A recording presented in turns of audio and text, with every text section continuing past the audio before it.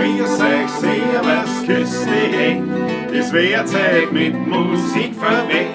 Ich spiel für euch die 16er Bund.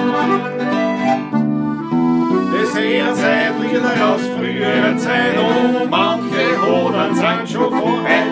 Das Wiener Lied geht sicher nicht verloren. Der Patrick spielt auf seiner neuen Harmonika. Der Klaus in Zunft auf der Gitarre. Das Backen spielen wir noch den Werner Schaar. Und die Quetschen, muss ich sagen, klingt heute wirklich fein. Die Kontrabomben hinten rein. Und das Gesang klingt Jetzt auch schon recht human. drum, Leil, grüß euch, servus, küss die Hände. Es wird Zeit mit Musik verwendet. Ich spiel für euch die 16er Bund. Es her Zeit Lieder aus früherer Zeit und manche Hodern sind schon vorheit. Das Wiener Lied geht sicher nicht verloren.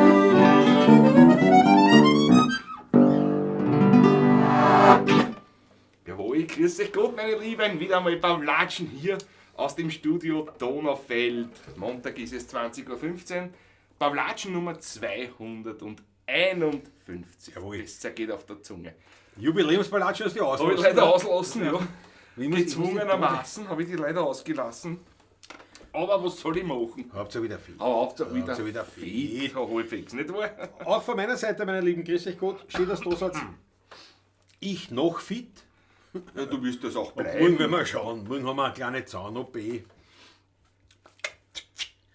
Alles kein Thema, aber ich habe es dem Patrick vorgelesen. Ja, ich lese euch auch vor, weil das Oh ja, ist lies vor. gleich Vorfeld, weil da muss man sich aufregen. Bevor Das man ist rein- eine schwerwiegende Dinge da. Ich meine, nicht der Eingriff eigentlich an sich, aber, der Eingriff, ja. aber das, was dann rundum zu befolgen ist. Das ist ein finde ich an Wahnsinn. den Das Sachen. ist ein Wahnsinn. Das ist ein Wahnsinn, bevor wir euch dann in aller Form natürlich begrüßen, aber das muss ja gleich, weil man das ja bewegt. Weil man das ja bewegt, bevor wir da weitergehen. Pass auf, ich hab morgen also da ein Zaun mit so Zysten, bla bla bla, das kommt raus, alles in Ordnung, Implantat eine. Der Bagger rückt ein bisschen weiter in die Ferne, bei dem, was es kostet. Aber, und da steht, hört zu, das ist der falsche Zettel. Das geht jetzt nicht auch. Du bist auch ein Botschel. Entschuldige. Ja, aber das- nicht so wahr, ja. Der falsche Zettel. Da steht's. Trinken Sie in den ersten 2 Tagen keinen heißen Bohnenkaffee, okay, überleben wir. Keinen heißen schwarzen Tee, überleben wir. Keinen Alkohol und rauchen Sie vor allem nicht. Gut, rauchen fällt aus. Überleben wir auch. Nicht? Überleben wir auch. Aber kein Alkohol, 2 Überleben wir Tage. auch. Und jetzt haben wir schon diskutiert, was heißt 2 Tage? Gilt der morgige Tag auch schon? Weil am Mittwoch, Donnerstag spielen wir. Am Mittwoch spielen wir beim Stippert, am Donnerstag spielen wir beim Taschler. Und 2 Tage, wenn ich morgen mitzähle, dann ist der Mittwoch der 2. Tag, beim Taschler wieder alles in Ordnung. Ja, man wird sehen, ja, wie die allgemeine Meinung dazu ist. Ja. Das ist ein Wahnsinn. Das ist ein Wahnsinn. Also das sind die Dinge, das verdrehst dann richtig eine OP. Ja? Das ist so Sonst war sie ein Leibwand. ja, nicht? nein, das ist so wie im Spital, wenn man in der Früh was da auf und die Krankenschwester kommt, komplett wortlos und hängt das Tafel nüchtern genau auf dein Bett auf. Alter, das ist ja Wahnsinn. Ja, da es spüren sie da schon Dinge ab im Körper einfach. Allein Ja. wenn das kommt, das Tafel. Ablehnung, wie sollst du dazu so werden? wortlos reicht das völlig, wenn das da ist. Der Körper reagiert sofort. Deswegen würde ich vorschlagen, keine Müdigkeit vorstützen. Nein, Herr Rutger, machen wir. und los geht's. Jawohl, ich begebe mich zum Weinkühlschrank. Jawohl. Ab zum Weinkühlschrank. Gehen wir. Und dann, wenn wir es weiterhaben, dann machen wir eine Begrüßung in den Chat natürlich, ganz klar. Schau her, da agiert er. Ja. Schau. Grüne Wettliner. Jawohl. Vom Taschler. Ja. Ich hoffe, man sieht was, meine Lieben. Da los. Patrick wie ein Profi. Wie ein Profi. So, also ja, das müssen wir ja. Genau, Warte mal. darum habe ich das hier Ja, darum übergeben. übernimmt sofort Kamerakind Klaus. Grüner Berliner 2023, schon getrunken von Manfred auch. Jawohl. Wunderbar, ich freue mich schon wieder drauf. Manfred Taschler, unser Weinausstatter. Ui, was hat denn da meine Hand geführt heute? Ja, so viel wahrscheinlich.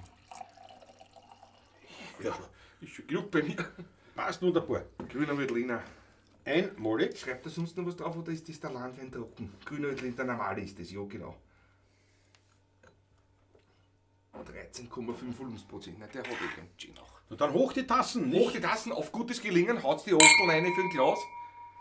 Ja, Trinkt man am Glas natürlich für morgen auf eine gute zahntechnische das wird schon gehen. Wird schon gehen. Operation. Oh. Traum. Ja, es ist ja nur bis dann die Nähte rauskommen, nicht da?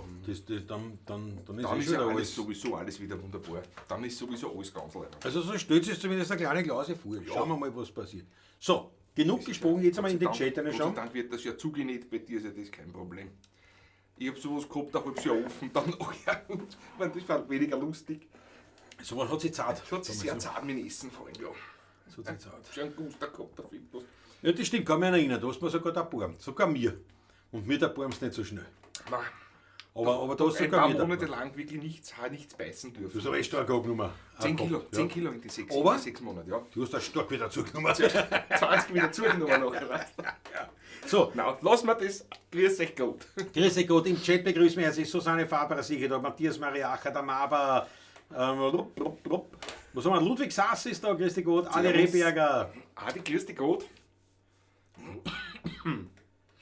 freue mich auf ein paar Latschen, jawohl, Franz M., auch da, einen guten Abend und viele Grüße in die Pabla Schießner Runde, hoffentlich sind alle da, natürlich. Ich freue mich, Franz M., dass wir uns sehen, wo beim Taschler, glaube ich, gell? Beim Taschler hast du das Taschler. letzte Platz, glaube ich, hast du, oder eines der letzten Plätze, glaube ich, hast du Ja, ergattert, ja, hast du ja. irgendwie einmal erwähnt gehabt. Weil ich mich Die recht letzten erinnere. zwei, nicht? Mit der Isabella, ich glaube, ja.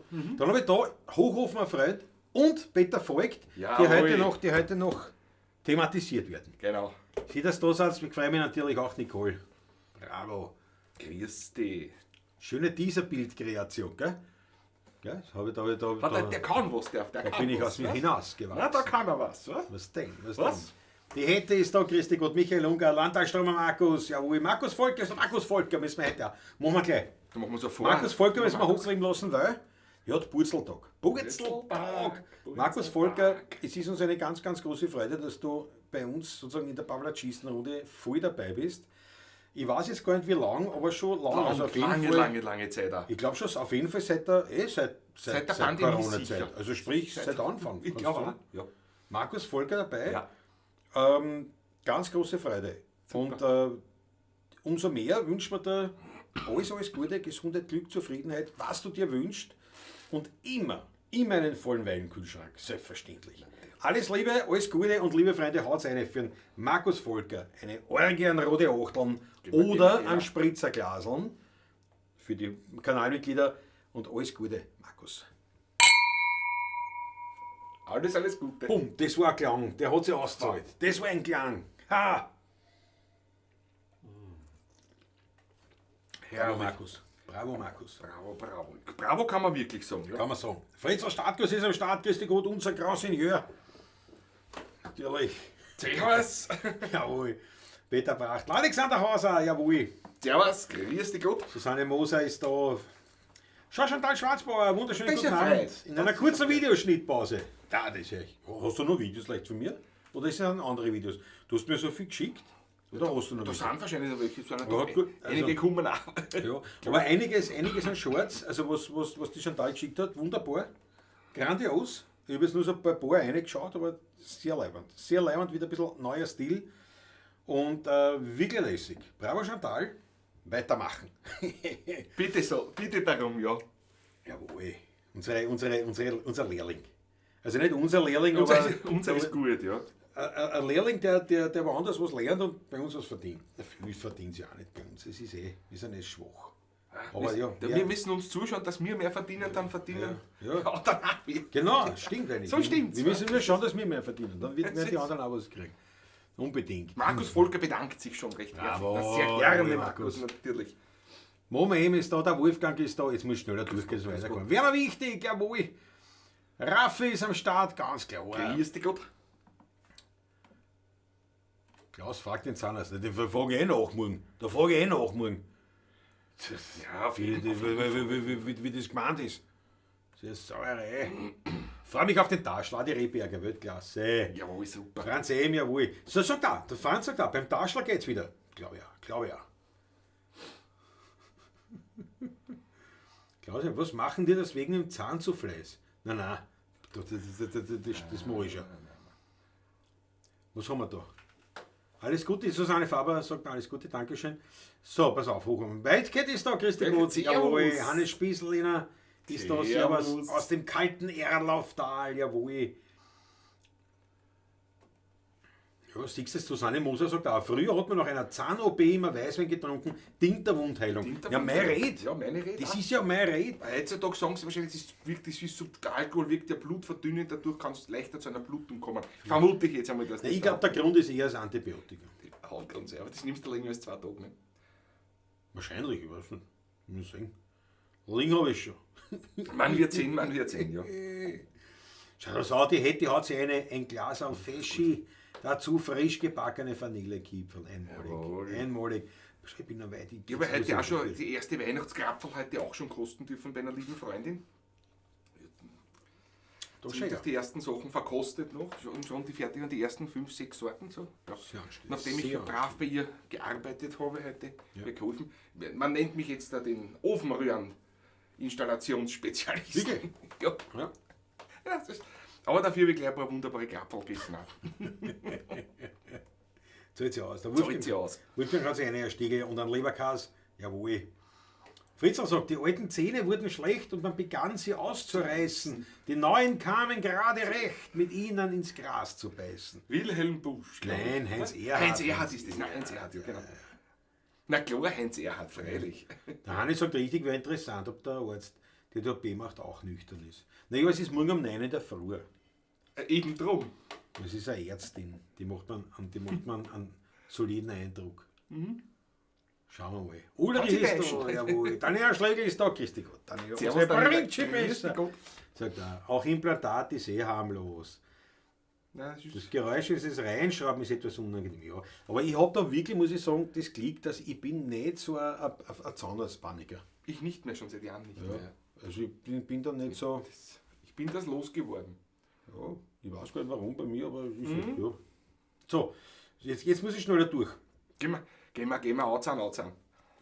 Ein Saupress aus dem Barnim, grüßt der Roland. Servus Roland, schön, dass du dabei bist. Bravo Saupressen, wir können nicht nur Saupressen dabei haben. So schaut's aus. Jetzt muss ich wirklich Gas geben und ein bisschen weiter, dass wir gleich wieder was spülen können. So. Jawohl, KTM-Junkie ist noch da. Grüß dich Gott.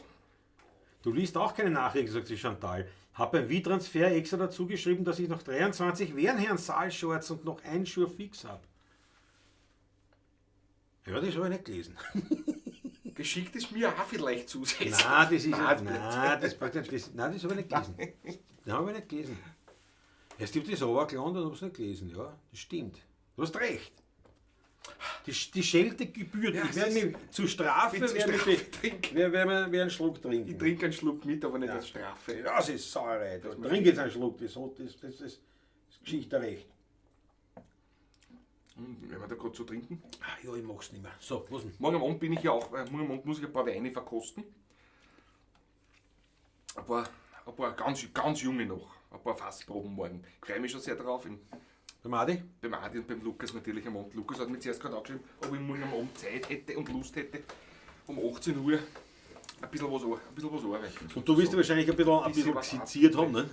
Du bist wahrscheinlich sagen, letzte Woche haben wir schon gesagt, ich bin sowieso dabei. Klar. Ich weiß nicht, wie Zeit habe. Na, wann Zeit habe ich erst um 9 Uhr nicht Soundcheck. Der Franz eben. Das ist ein Wahnsinn. Schau weit geht. Patrick hebt den Finger. Ich hebe den Finger. Patrick hebt den Finger, dann schaut sich das an. Das muss ich ein bisschen auf, dass man das da schön sieht. Wildcat Supersticker, 5 €. Hippo Character repeatedly points to the streamer while chanting Git gut. Die Beschreibung ist Weltklasse. Die Beschreibung. Danke, Wildcat. Grüße an die Wienophilen Nymphensittiche. Sani und Mutzi, jawohl. Genau so schaut's aus. Was heute mit mir kein Wein getrunken? Michi verarbeitet ihn im Essen. Okay? Ich will zum ersten auf Flaschel da haben, um Himmels Willen. Was an Michelsche Krisen, es soll nicht so viel verkochen, es ist trinken. Honigwein, Met, fragt der Wolfgang.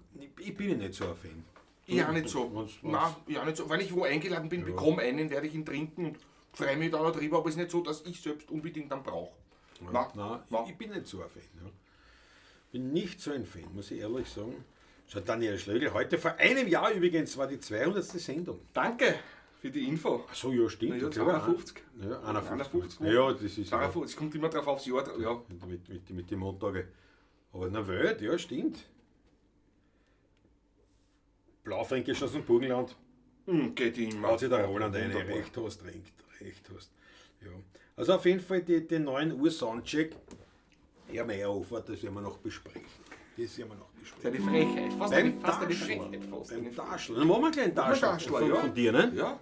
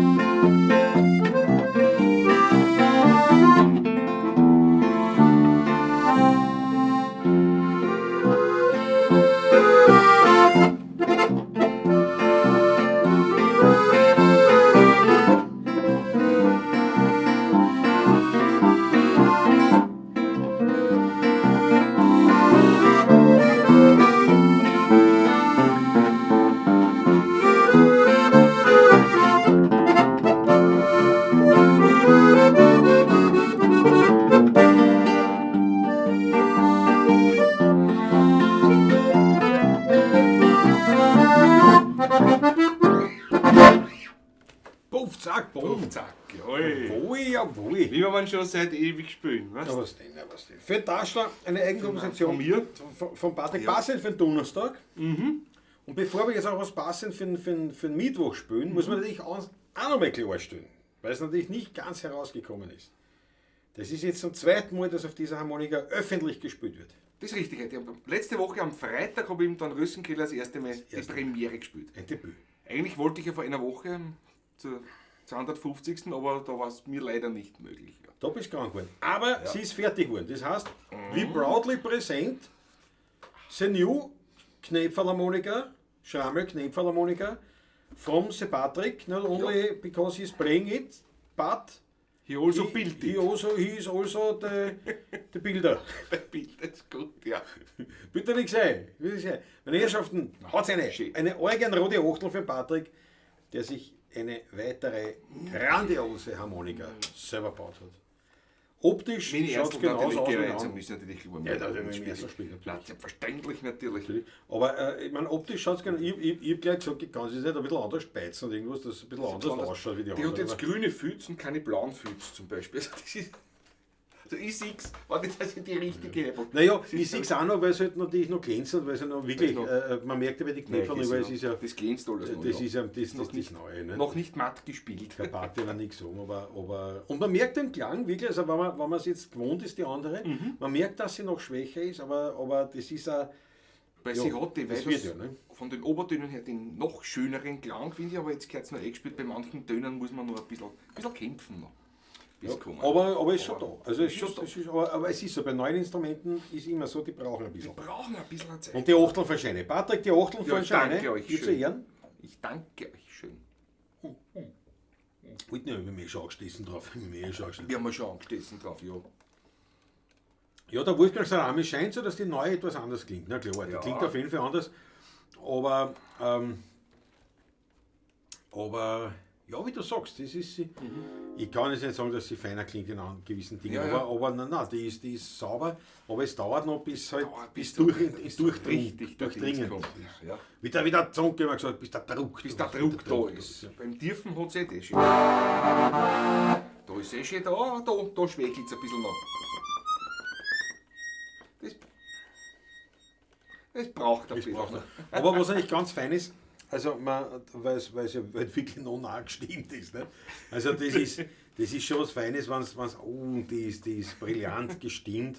Und dann Ernsthaft? hast, nicht? Das ist natürlich schon ist ja bei den anderen aber trotzdem, das ist natürlich über die Jahre ein bisschen nicht verstimmt, ist ja falsch gesagt, sondern Oh ja, sie ist in der Zwischenzeit. Oder nämlich. ja. Stimmt, die kehrt jetzt einmal wieder Generalstimmt. Machen wir über Weihnachten. streng genommen ist Mach über leicht, Weihnachten. Das verstimmt aber leicht, ja. ich sage jetzt einmal Das grundsätzlich ist unwesentlich, sauber. aber Das da, wenn es her, da kommt was ganz glatt, das ist ein Wahnsinn. Ein Die Wahnsinn. ist jetzt sauer. Hochhofer Verein sagt, da haut sich gerade einen Franz Anton Meyer vom Kirchberg am Wagram. Jawohl, den hat in der wunderbar. Reißen, einmalig. Das sind die Achtel. Bevor wir weiterkommen, Hannes Speisleiner, nicht Speisleiner. Es ist Hannes schon, Speisleiner. Ja. Eine Schrammelharmonika ist im Prinzip eine Harmonika, aber die ist ganz anders zu spielen, weil die Tonanordnung ganz anders ist. Die steirische ist ja ein diatonisches Instrument, ein wechseltöniges Instrument, auf Zug und Druck ein anderer Ton. Die ist auf Zug und Druck gleich und so im Prinzip wie ein Knopfgriff-Akkordeon ist zu spielen ist. Also ganz anders von Wie der Harmonika. Spieltechnik. Meinst du das? Wie ein Wie Knopfgriff-Akkordeon. Achso, das ist wieder was anderes, Knopfgriff-Akkordeon. Es gibt ja Akkordeons mit Knopfgriff. Achso, meinst du, ja. Also wie ein Bayern ist, wie die Russen spielen. Ich hätte immer gesagt, In wir ganz Holland eine normale spielen Harmonika die mit Klavieren und statt die Tasten hat es Hast halt Kniff, ja. Also ich Sozusagen, versuche ja. sozusagen etwas. Genau. Weil wenn die alleine fragt, was ist der Unterschied, und sagt, na, die spielt nur wie ein Knopfgriff-Akkordeon. Nein, ja, im Prinzip wie Damit der alleine sagen, weißt du was, ich hätte nicht fragen sollen. Ne? ja, es ist genau. Patrick, wo du relativ wenig Fehler machen kannst, ist beim Einschenken. Bitte, sei so gut, sei so gut. Der Franz M. schreibt da gerade ein Blödsinn, glaube ich. Super klar, Ich ja, habe es super nicht klar. fertig gelesen letztens. Ja genau, die Isabella meint, leert ein Achtel rein, dann ist es tauft. Ja, Das kommt von selber. Ja, wehe, Beim sag's Heirigen, euch. das kommt beim Heirigen automatisch. Habe ich schon erlebt, sowas. Ja, ich weiß, ja. Dann mit der depperten, gut, der war auch so, weißt du, der Alkohol macht aus manchen Menschen nichts Gutes, aber man kommt halt vor, gibt er noch diese depperte Syphilis-Handiwirkung, das ist ja wurscht, dann schnitzt er halt wieder eine Eiche. Stehst da nicht. Ah, genau. Das ist egal, das dauert lange bei mir, aber das ist ja dann so ein Fall, dann, was dann passiert.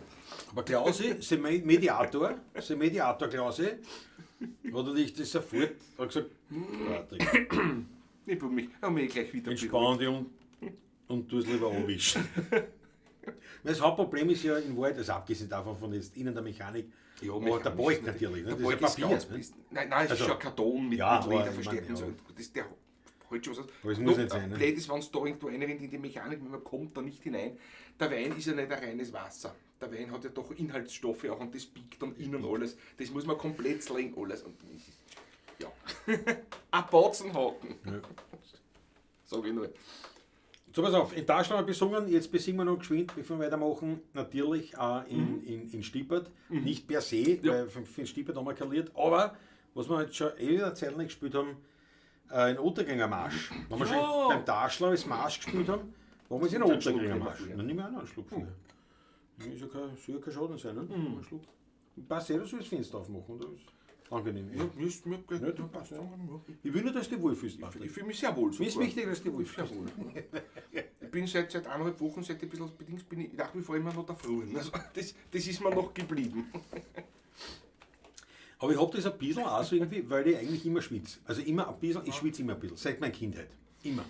Das heißt, ich bin immer ein bisschen, also immer, aber wirklich fast immer, bin ich ein bisschen nass. Ist nicht so triefend und so, aber Schön. immer so, und die Leibung, alles immer irgendwie ein bisschen feucht.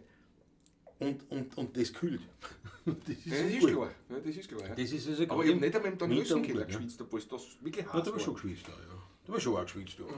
Im Winter man beim Ofen schwitzt, nicht? Im Sommer man im Garten sitzt, im Winter man beim Ofen schwitzt. So schaut's Nicht aus. umsonst heißt es ja so im Lied. Ganz genau, ganz. Jetzt aber ab nach Ottergring, Jawohl. musikalisch. Dort, wo mein Weg schon zu Ende geht, die kleinen Häsel stehen so lieb und schön aus längst vergangener Zeit. Dort, wo vertreibt aus den Garten ein süßes Lied klingt und gegen singt zu wenig Gemütlichkeit. Wo jeder Trauer sein Glück findet, in heller Sterne noch der Mond still lacht und wascht und gesungen wird, wo man ein Weidel trinkt, dass einem das Herzl springt und es wie eine Madel, die glückselig lacht. Wo die Mütze und der fesche Hans in grünen Garten dudeln runde wie ein Tanz. Und die Schrammen spüren so voller Schneid, die zarten Schmutzer tanzt der guten alten Zeit. Dort raus den Ottergring lebt noch das alte Wien und der Amor, der uns von dort nie so als Erbte blieb. Dort lebt noch die Gemütlichkeit und da geht's den Leid. Dort klingt der Wiener Lied so süß und voller Innigkeit, wo's Weidel selig macht und still das Glück dir lacht, wenn du ein Lied erlascht, das uns der Schramme Angst hat gemacht. Dort, wo man nicht vergisst, dass man ein Wiener ist, das schöne Stück Alt Wien, heißt Ottergring, jawohl! Ja, was heißt der Ottergringer Marsch? Ottergringer Marsch. Karl Föderl. Karl Föderlach, ja. Karl Föderl. Harald Thurn ist auch da, einen schönen Abend Wien, es lebe der Wiener Schmäh. Servus, Jawohl, Harald, grüß der dich. Wiener Schmäh. Der Schweizer Wirgeli ist im Melodieteil also auf der rechten Seite diatonisch, auf der linken Bassseite chromatisch. Na, umgekehrt, oder? Nein, die sind gleichtönig auf der Bassseite, ja, stimmt, ja. Das Original Schweizer eigentlich ist rechts wie ein steirische, unter Anführungszeichen, aber ohne Gleichton. Und die Bassseite ist. Was ich von einer Akkordeon oder das? Oder Nein, richtig ganz Einzeltöne? anders. Nein, schon wie beim Akkordeon, aber ganz anders angeordnet. Ja, aber richtig, also jeden einzelnen Ton oder Akkorde? Wie Akkorde, Begleitakkorde. Also, wie bei der ja. steirischen Ja. ähnlich, aber nicht auf Zug und Druck. Ja. Also chromatisch. Also chromatisch, ja, wie von einem sozusagen. Akkordeon, nur nicht anders angeordnet. Also aber- genau, ganz Das anders. ist ganz aber auch anders, nicht gewusst zum Beispiel, schau. Wir haben wieder was gelernt. Da musst du immer mitwechseln, so, ja. Ja. Wieder was gelernt. Bin ich frei. Bei den Örgeli gibt es ja die verschiedensten auch, muss man ehrlich sagen. Da gibt es ja auch ganz chromatische auch, die auf der rechten Seite wie die Schrammler Monoklon ein C-Griffsystem haben. gibt es auch dann mit Akkordeonbässen und so weiter. Dann gibt es einen Unterschied vom Ton her zwischen dem Schweizer Örgeli und dem Berner Örgeli. Die Berner Örgeli sind meistens sehr trocken gestimmt und fast ohne Schwebung. Und die Schweizer Örgeli sind sehr mit ein bisschen mehr Schwebung gestimmt. Aber das sind feine. Aber das hast du da. Da gibt es auch welche mit Behöfsbässen. Dann gibt es welche mit Akkordeonbässen. Ursprünglich original bei der Wiener Schrammelharmonika waren ja diese diatonischen Schlapfenbässe. Steht das sicher so im Musiklexikon. Steht beim Maurer sogar schon drinnen. Unter Anführungszeichen Schlapfenbässe genannt. Ja, aus den 40er Jahren. Mit dem kann man was anfangen mit dem Begriff. Na, weil die mich so träge in der Ansprache zum Teil waren, dass die so ein Schlapfen hinten nachgeschlapft haben quasi. Ja. Genau, der Wolfgang hat es auch nicht mit dem Schlapfenboss. Genau. Einmalig. Schau die Achtel von rein, danke vielmals. Und der Schrauber Matthias ist auch da. Grüß dich, servus. Von den Faltenbelgern weiß ich nur, dass es in Sachsen der Zerwanst ist und im Rheinland der Quetschebügel. Ah, Das war der interessant, also gibt es sowas sicher irgendwo. wie viele Ausdrücke Die Begriffe für die Harmonik. Für die Handzuginstrumente generell. Ja. Da gibt es sicher, also im Deutschsprachigen. Quetschen, Zugehen, ja. Zierchorgel. Wobei mein persönlicher, quasi neuerer Begriff für steirische Harmonika, mein Lieblingsbegriff, ist halt der von dir geprägte Dinkelschrotmühle. Dinkelschrotmühle, ja. Was ist der lustige Arme immer Touristen? Fremdenverkehrskompressor. Fremdenverkehrskompressor. Sagt der Jensl, spielt der Jensl auch gern. Ja, Fremdenverkehrskompressor. Das ist ein Wahnsinn. Weltklasse. So, wir müssen wieder das Instrument weg, weil jetzt kommen wir. Ja. Ein wichtiger Punkt. Die ersten, möchte ich fast sagen, sozusagen. Der Päckchen sind angekommen hier. Große Freude. Glaubst du, dass noch mehr kommen? Ich weiß nicht, aber Du hoffst. ich hoffe doch darauf, nicht? Also ich freue mich immer, wenn der Postler kommt, nicht? Ja. Und weil der Patrick sich immer so botsch hat angeschaut mit dem Messer, habe ich heute schon herausgelegt, die Schere. Bitteschön. Und das ist natürlich filmen, wie wenn wir den ersten anfangen, das ist das kleinere Packerl, mit dem starten wir. Mit dem starten wir, jawohl. Warte, wenn man das natürlich Kamerakind Klaus übernimmt, wenn es wo ist, dann Schmoren übernimmt es, ne? Siehst du? So, jetzt aber. Geht schon, bitte. Geht schon, na bitte. Herr Professor, Ich fange bitte mit den ersten an. Jawohl. Vorsichtig bitte, gell? Vorsichtig. Die Information nicht dazu, von wem es auch ist, oder? Ja, natürlich. Hochofen ein Freund. Hochofen meint auch Fremdenverkehrskompressor ist mit klasse. Ja, tut er nicht weh. Patrick, ich weiß nicht. Jetzt hast du schon eine Schere und du stößt dich schon Brot da. Na, was heißt, gib mir Ruhe, das ist ja Wahnsinn. Na, jetzt da müssen wir was durchschneiden. Nein, da biegt was. Das ist ein Ding. Also da ist die Der Kamera. Patrick beim Aufschneiden. Das ist ein Wahnsinn. Nein, Patrick schau. Schaut sich das an. Bitte schaut Was haben wir da? Ich stöß da her. Ja. Kann man besser Ja. filmen, glaube ich. Ja. Fangen wir mal mit dem, Fang da an. sieht man meine. Was ist das? Da Drauf. an Schau links. Ha! Das ist ein Link. Ja, hinten steht es drauf. Linzer Torte! Jawohl! Großartig! Jawohl! Dafür gleich schauen. Schau, bist du gescheit. Ah! Der Leibwand. Das ist ja klar, die müssen wir teilen. Ja. Das ist ein bisschen ein Marco. Aber die ist eine typische Linzer Torte, also die hat auch einen Gehalt, einen gewissen. Ja, das ist Man, oben der Linzer Stahlanteil ist Das dabei. machen wir Nummer 1, das ist ja noch was da. Was ist das? Was ist das? Was ist das? Mach's nicht hin. Da muss ich so zeigen gleich. Lighthouse Bottlestopper. Das ist ein Floh, ist in der Korken. Irgendein Kork. Patrick wird dir Unboxing-Videos machen. Ist echt Naja, es ist echt ein Aids. Na schau nicht, das war ein Leuchtturm. Na ist das geil. Das war sehr lässig. Gleich ausprobieren auf der Flaschen. Okay, jetzt habe ich da voll Schau. Jetzt habe ich schon voll Schau zum. Ah, gescheit. Okay, so ein Schmarrn. Aber wir haben ihn so auch schon. Da haben wir ihn ja schon. Schaut sich das an. Na, ist das Ist Leibwand? ist der geil? Das Ist der Leibwand oder ist er Leibwand? Gleich austesten. Reden wir sofort an Bodersdorf, nicht? Das, Ja. wir 9 Plätze, 9 Schätze. Richtig, der Leuchtturm in Bodersdorf. In Bodersdorf. Der Michael Unger wird sich gleich einen Haxen ausfüllen. Schau! Ich meine, ich wüsste Nein, es ist schon hier auch gleich. Nein, es ist für eine Flasche mit einem Korken gedacht. Ach so, nicht? ich verstehe. Und nicht für eine mit einem Drehverschluss, natürlich, da fällt er Ja, rein. Nicht? ich wüsste auch gar nicht, warum wir Weinflaschen wieder zumachen sollten. Nein, wir trinken ja mehr aus, nicht normal, Ja. oder? Nicht Dankeschön, danke. Ich muss sofort das Glas erheben. Ja, aber warte, ich muss anstellen. Und dann Lieber Hochhofner Freund, Dankeschön. David, it is a pleasure. Dankeschön. Danke dir herzlichst. Jawohl.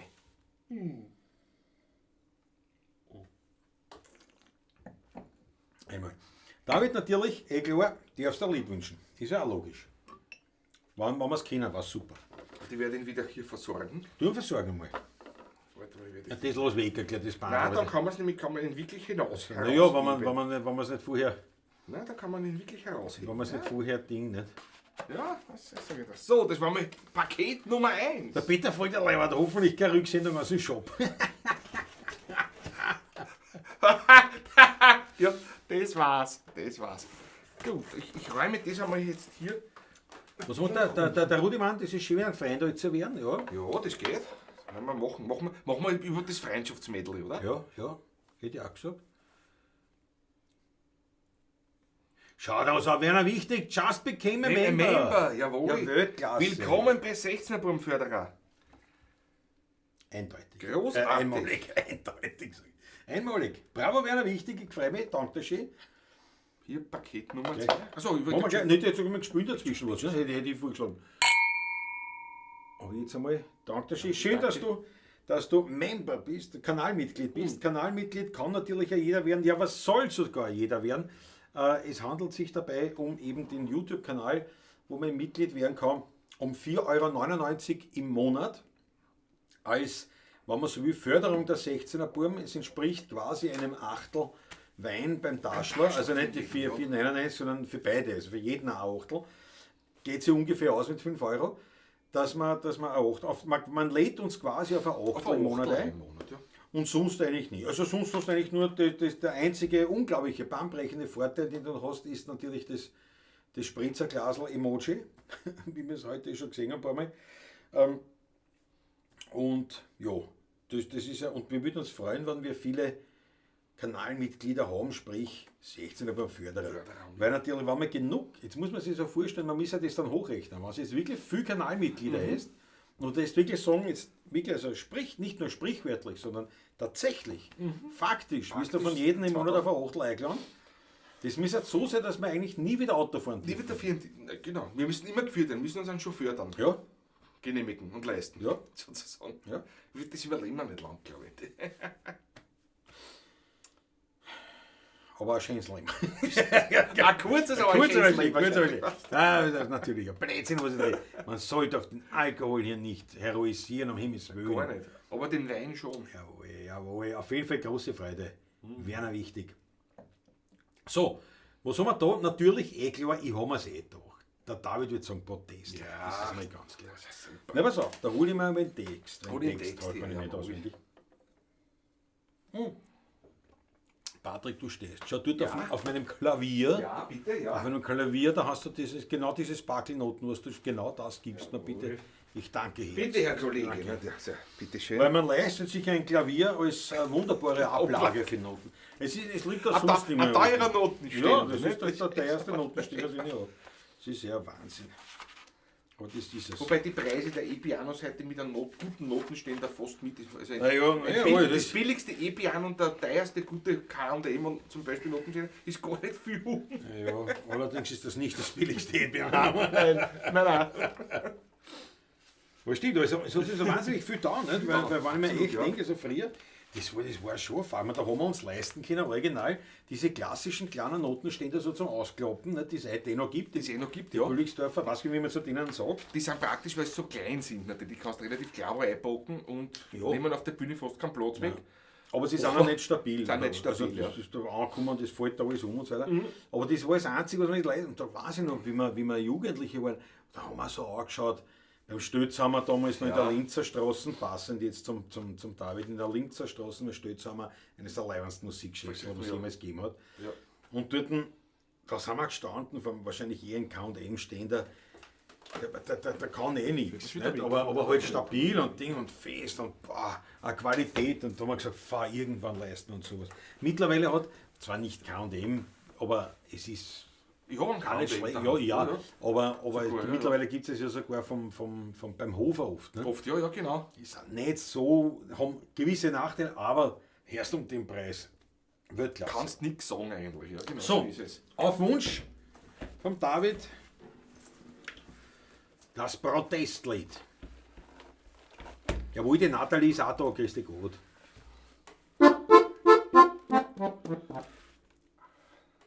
Harald Turner sagt, auf das Backerl mal gucken, was denn der Briefträger so ins Haus schleppt. Ja, aufs Backerl. Was trinkt man aufs Backerl? Oder, Also, was ja, meinst du? oder was meinst du? Aber ja, auf jeden Fall immer schauen. Man weiß nie. Auf jeden Fall Protest. Ach so, und auf das Backerl. Ja, genau. Trinken wir aufs Backerl. Aufs Backerl. Bevor wir. Mal gucken, was der Briefträger so ins Haus schleppt. Ja, Ich habe noch bin die gespannt, 10, bin gespannt. Ich habe noch alle 10, die kann ich saufen. Nachher wirst du dann überflüssiger nicht wahrscheinlich. Nein.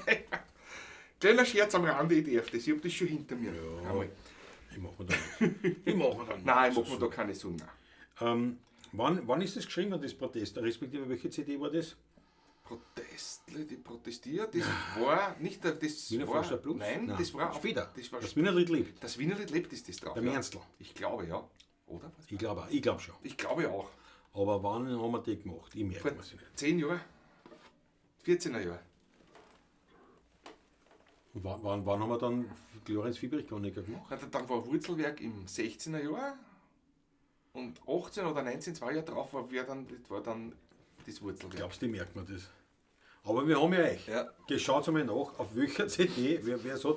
Aber ich glaube ziemlich sicher, auf das Wiener Lied lebt oder Wurzelwerk. Oder Eine von den Wurzelwerk, eine von zwei. den zwei ist das drauf. Und ja. wann das war, das würde mich interessieren. Es muss irgendwie dann rund gewesen sein, so, wo dann das Demeliner Kraftwerk war, die Geschichte. Das geschrieben hast du Temelin? das schon länger gehabt, vor der CD schon. Ja, nein, das Lied ist schon Das ist älter schon als die CD älter. selber, aber ja. Schau, Klaus, ja, die lässt Welcher sich Tonart ist das eigentlich? in Kann man gar nicht D-Moll. mehr- Ja. Der Adi lässt sich für die letzte Woche bedanken. Wir haben ihn das voll überrascht, haben wir ein Lied aufgenommen, genau. Jawohl.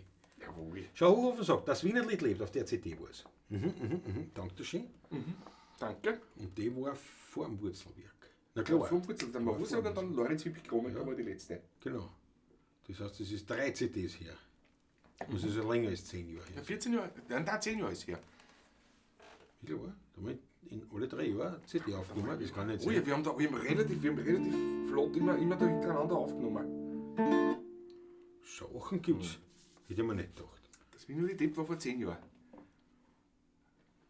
Das Wiener Lied war vor 10 Der Jahren. Vorstadt Blues war vor 12 Jahren. 13 Jahre her. Und dann haben wir 2 CDs aufgenommen. Na ja, gut. Wir haben das immer waren im 3 Abstand Jahre, von das 2, kann 3 schon Jahren dann sein. gehabt die CDs. Ja, Das kann aber schon sein. Wir waren da Jetzt, wo du das so sagst. recht produktiv. Na, damals, wie dem auch sei, wir spielen jetzt für dich. Auf Wunsch vom David das Protestlied.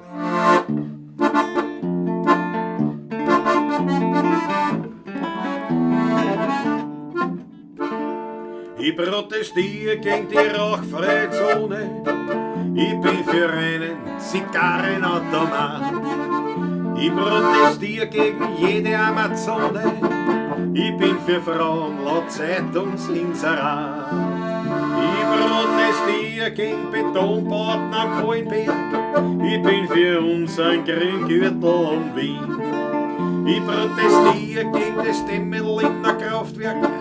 Ich bin für atomfreie Fantasie. Ich protestiere und keiner hört mir zu. Jeder will doch nur seine höhere Ruhe. Ich protestiere und reg mich auf, nimm Beschimpfung an den Kauf. Keiner sagt mir, was er denkt, aus Angst, er wird darauf gehen. Liberal und tolerant, die Worte sind sehr schwer verkannt. An einem wirklich freien Ort, lebe hoch das freie Wort.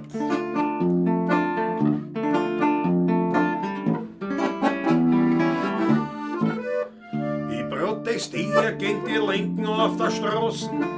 Ich bin für eine echte Diskussion. Ich protestiere gegen die Rechten in der Gossen. Ich bin für neutrale Information. Ich protestiere gegen EU-Kommissionen. Ich bin für rechte Menschen mit einem Gesicht. Ich protestiere gegen's Verschleudern von Millionen. Ich bin für eine Rechenschaftspflicht. Ich protestiere und keiner hört mir zu. Jeder will noch nur sein Ruhe. Ich protestiere und reg mich auf, nimm Beschimpfungen in Kauf. Keiner sagt mir, was er denkt, aus Angst, er wird darauf gehängt. Liberal und tolerant, die Worte sind sehr schwer verkannt. An einem wirklich freien Ort, lebe hoch das freie Wort.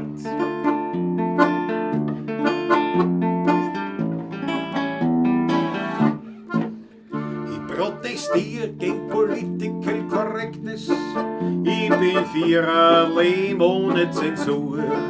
Ich protestiere gegen unhörbaren Free-Jazz. Ich bin für mehr Spaß in der Kultur. Ich protestiere gegen Verräter, die regieren. Ich bin für klare Opposition. Ich protestiere gegen's Amerikanisieren. Ich bin für das Grätzl, wo ich wohn. Ich protestiere und keiner hört mir zu. Jeder will doch nur sein Ruhe. Ich protestiere und reg mich auf, nimm Beschimpfungen in Kauf. Keiner sagt mir, was er denkt, aus Angst, er wird darauf gehängt. Liberal und tolerant, die Worte sind sehr schwer verkannt. An einem wirklich freien Ort, da lebe auch das freie Wort.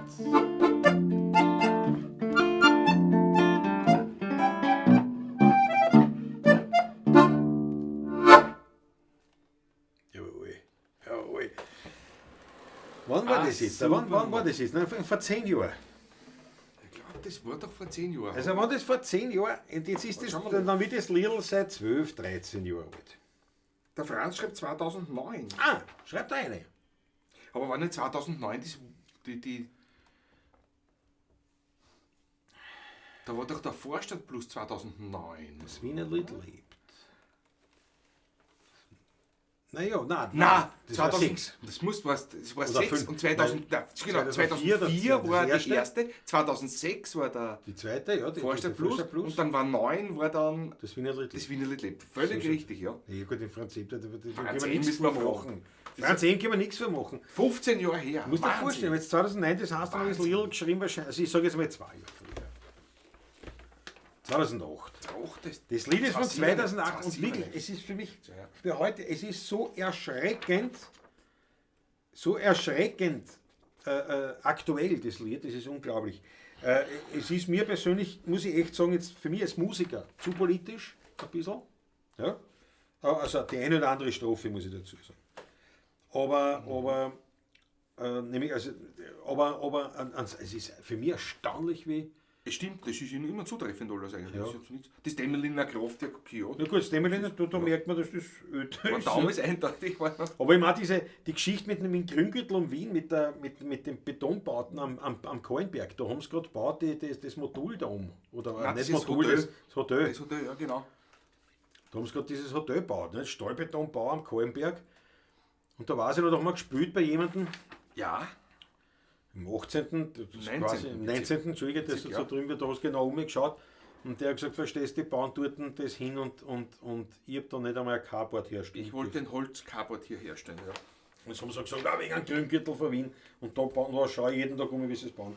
Also auf jeden Fall, ja, Dankeschön David für diesen Wunsch. Habe ich gern gespielt, wieder einmal. Bitte, sehr gerne. Freut mich, wenn es euch gefällt. Es ist eigentlich ein Zeitdokument. Warum schreibt David, der ist ja komplett zeitlos. Ja, eigentlich leider. Patrick? Ich walte meines Amtes. Bitte schön, Herr Kollege. Ich danke dir schön. Jawohl. Jawohl. Ich danke für, schau die 8 von eine. Starkes Lied, top aktuell, gesagt, ich hätte, ja. Dachte ich auch, sagt der Roland. Ja, Wahnsinn, gell, wie das, also ich bin selber. Ja, schau, Alexander Kapach ist da. Grüß dich Gott, servus. Jetzt habe ich es eigentlich geschafft. Liebe Grüße diesmal nicht aus Konstanz, sondern aus Düsseldorf. Was magst du jetzt in Düsseldorf wieder? Das muss ich dem Patrick wieder komplett neu erklären, wo das liegt. Jetzt sind wir froh, dass er endlich weiß, wo Konstanz Ist ist. das nicht bei Holland oder so? Ja, die Richtung stimmt. Die Richtung stimmt. Nein. Der Schrauber Matthias sagt auch leider sehr aktuell gerade, ja Wahnsinn. Schau, der Peter Voigt hat auch nachgeschaut. Ja, 2009, Wienerlied lebt, Titel 12. Wahnsinn. Carlos Martinez, ja moin. Damals haben sie noch gegen AKW protestiert, jetzt sind die gleichen für AKW. Ja, das ist richtig zum Teil, ja.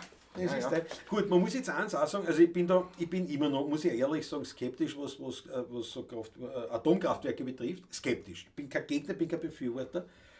Aber es hat sich sicher auch was da natürlich seit. Also heute ist sicher, gehe ich jetzt mal davon aus, ich gehe wirklich davon aus, heute ist ein Atomkraftwerk ja in keinster Weise, mit gar nichts vergleichbar, was wir noch kennengelernt haben. Mit einem RBMK-Reaktor ist das nicht vergleichbar, was in der Sowjetunion entwickelt wurde. Nein, gar nicht.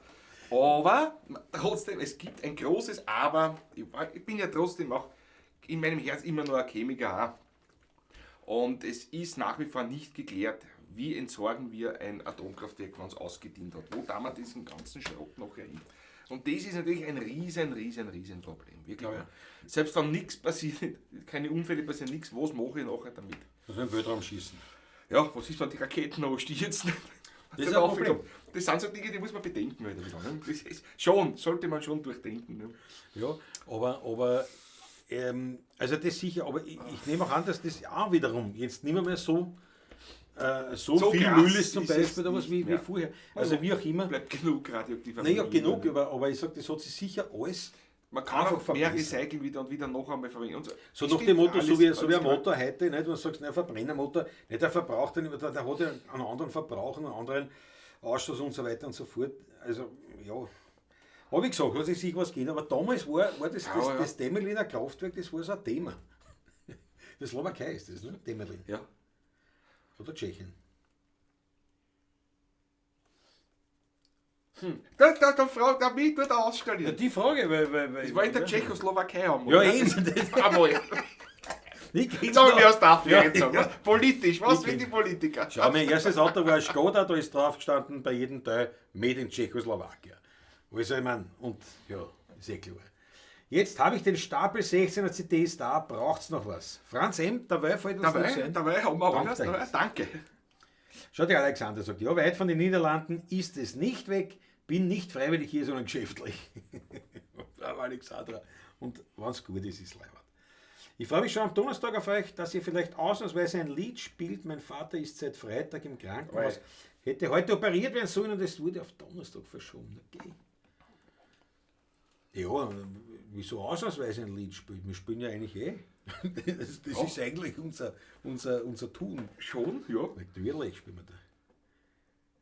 Erfreulich. Bitte Tschechien, schreibt schon Tschechien. Mochovce war in der Slowakei, oder ist in der Slowakei, ja, Mochovce. Ja. Das ist von mir 30 Kilometer oder 40 Kilometer weg oder so, ja, genau, wo ich da bin. Schau, Schraube sagt schon, Patrick, stimmt so nicht. Es gibt inzwischen in Deutschland entwickelte AKW, die den Atommüll verwerten können. Diese Art wird zum Beispiel gerade in Schweden gebaut. Ja, ich habe da einige Sachen gelesen. Aber es ist noch, es wird halt erst gebaut und das sammelt sich jetzt so viel an dabei schon. Ja. Das ist immer das Problem. Ne? Aber das ist ja sowieso schon da. Also das, was sie jetzt aussammelt, sammelt sich sowieso an. Ja.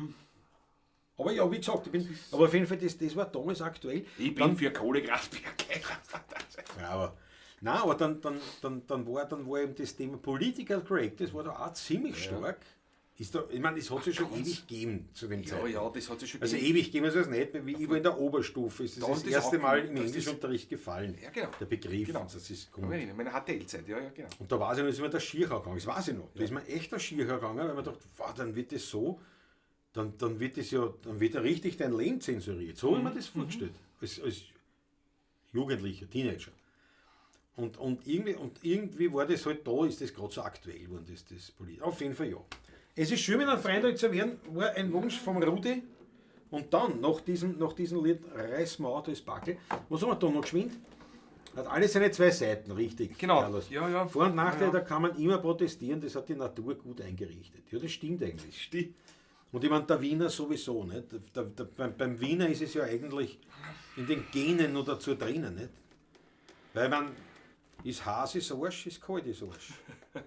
Es ist ja so. Sprich, wie der Wiener immer sagt, Stimmt. Arsch. Nein, stimmt ja. Das stimmt ja.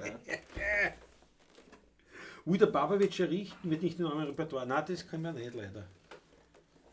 Und da kommen wir auch sicher nicht mehr dazu, bis du mir sagst, was Nein, das ist da die Operation auch noch, da kommen wir sicher nicht dazu jetzt. Da. Ja. Na gut, jetzt einmal ein Freundschaftsmedley, dass wir wieder ein bisschen nicht versöhnlich werden nach diesem Protestlied. Nach den Protesten. Ja, nach diesen Protesten.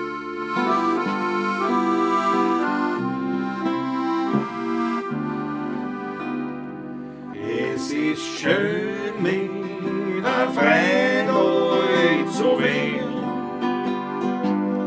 Er mit die Augen schauen und ehrlich sag ich, ob die gehen. Du bist staunen in mir wie ein Baum. Und jeder wohnt für einen anderen Seite daheim. 20 Schilling waren 10 mal 2. So wie es halt sei, so, das war echte Haberei. Und der Himmel war ewig voll Stern. Es ist schön, mit einem Freund euch zu werden. Es ist schön, mit einem Freund euch zu werden. Schau dir deine Freunde gut an, der sehr ehrlich mit dir meinen kann. Sonst siehst du vielleicht eines Tages gar ein, du bist auf der Welt ganz allein. Solang du was bist und was hast, solang ist man gern bei dir Gast. Doch bist du im Leben einmal ganz passé, ja dann sagt falsche Freunde Ade. Ohne die, da geht's halt nicht, weil ich dann der Lieb nicht hätt. Wo ich bin, da bist du auch. Brauch ich dich, dann bist du da. Ohne dich, da geht's halt nicht, weil ich dann der Lieb nicht hätt.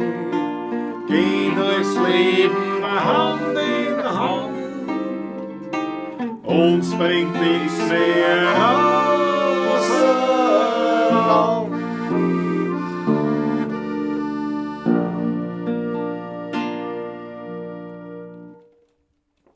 Jawohl. Jawohl. Eine leichte Unstimmigkeit. 10 Mols. Wie ist das? Ja, ich hab's gespielt. Ja, ich nicht. Ich weiß. Das ist mir aufgefallen. Darf ich auch einmal. Aber mit einer Bestimmtheit habe ich es gespielt, mit einer Impuls. Bist da draufgeblieben? Hast nicht noch. Also jetzt bin ich drauf. Was mache ich jetzt? Lass jetzt nach, oder? Ja. Hast du gedacht, dann bleib Doch, einfach die da. bleibt drauf. Wenn schon Ja, nichts ist genau. falsch, Wenn ist schon falsch falsch. Wenn es falsch ist, ist falsch. Ich hör doch nicht auf, da singe ich noch lauter. Zum Jawohl. Wohle. Sehr zum Wohl, Prost, Sehr Prost. zum Wohle. So, wir kommen zum nächsten. Zum nächsten Zum nächsten Packerl. Weihnachtsbackerl, möchte ich fast sagen. Peter Voigt hat ein Riesendrum geschickt. Ich warte schon, bis du umgestellt hast. Moment, warte, ich bin noch im Chat. Achso, Ich bin im ich Chat. übernehme da gleich weiter. Ja, was? Wolle übernehme das Ganze natürlich. Rudi Korbes schreibt schon super, Dankeschön Rudi, danke. Ich hoffe, es geht dir wieder gut. Was war? Also gut, eine Kleinigkeit, Rudi ist nicht so ganz fit gewesen, aber das Ah ja, weiß ich irgendwas nicht. hat die Party gesagt. Ja, ist es. Ich wollte dich noch nicht stören, aber ich hoffe, es passt Ja, alles. na, auf jeden Fall steht das da. Schön, dass du da bist. Schön, dich nämlich zu lesen heute. Da. Jawohl. So. Bevor wir da weiter schreiten, muss ich natürlich, das erfordert ja mein kaufmännisches Talent, muss ich natürlich einblenden den Hinweis auf den Schmattes. Ne? Ja, weil meine Weihnachten steht vor der Tür und wir müssen Geschenke kaufen für unsere Liebsten. Er braucht neue 10. Und ich brauche neue Ich 10. krieg nächstes Jahr 4 Kronen im Frühjahr. Ich brauche auch neue 10. Ja. Und ich meine, das ist ja der Bagger ist ja deswegen nicht gestorben, sondern das verschiebt sich unangenehm. Er verschiebt sich unangenehm nach hinten. Und daher ist es wichtig. Also ich rede jetzt da wirklich gar nicht mehr vom Schmatt. Jetzt rede ich wirklich und spenden Sie für die armen Buben. Nein, Spaß beiseite, meine Lieben. Wir würden uns freuen, Aus wenn Sie dem einen kosten so Obolus... Instrumente auch ein Geld. Aber wenn man es selber baut, was denn? kostet es Klar. trotzdem was. Was glaub, wie viel Verschnitt er macht? Nein, wenn euch die Musik taugt und wenn sie sagt, ich unterstütze euch. Ja, das taugt mir jetzt, ich hau was in den Hut ein, in den virtuellen Hut sozusagen, Bitte, dann ja. Geht das über PayPal, es geht über Online-Überweisung, ganz klassisch, es gibt diese Kanalmitgliedschaft, man kann auch dieses Superchat, wie wir heute das auch schon erlebt haben von der Wildcat, also verschiedenste Möglichkeiten sind da, findet ihr alles in der Videobeschreibung, wenn es wo ist, nein, glaube ich. Oder? Nein, der Urs Ein Großteil schon. Ja. Aber ja, lasst euch alles ausfindig machen. Ich danke euch jetzt schon, oder wir danken euch jetzt schon für eure Großzügigkeit und das war Dankeschön. quasi jetzt die kurzfristige Einblendung. So, und jetzt kommen wir zum nächsten Packerl. Peter folgt. Große Freude schon wieder. Ich sehe schon. Peter und Nicole, da brauchst du jetzt die Schere nicht, glaube ich. Nicht Ne? mehr, nein. Die hast du schon aufgerissen. Ich habe es nämlich daheim schon aufgemacht, wie es gekommen ist, weil ich mir nicht sicher war, was drinnen ist.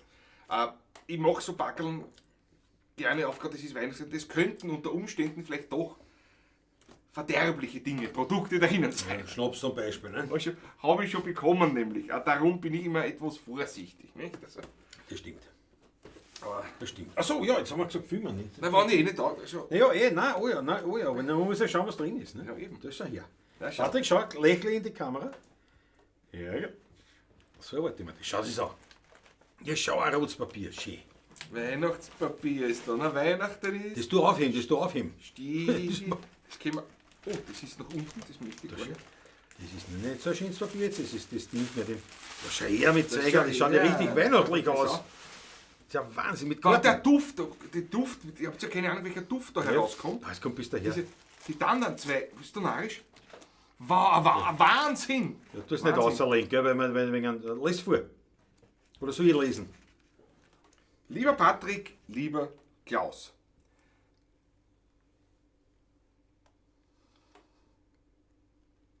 Beim vorweihnachtlichen Entschuldigung, die Schrift ist. Entschuldigung, ja.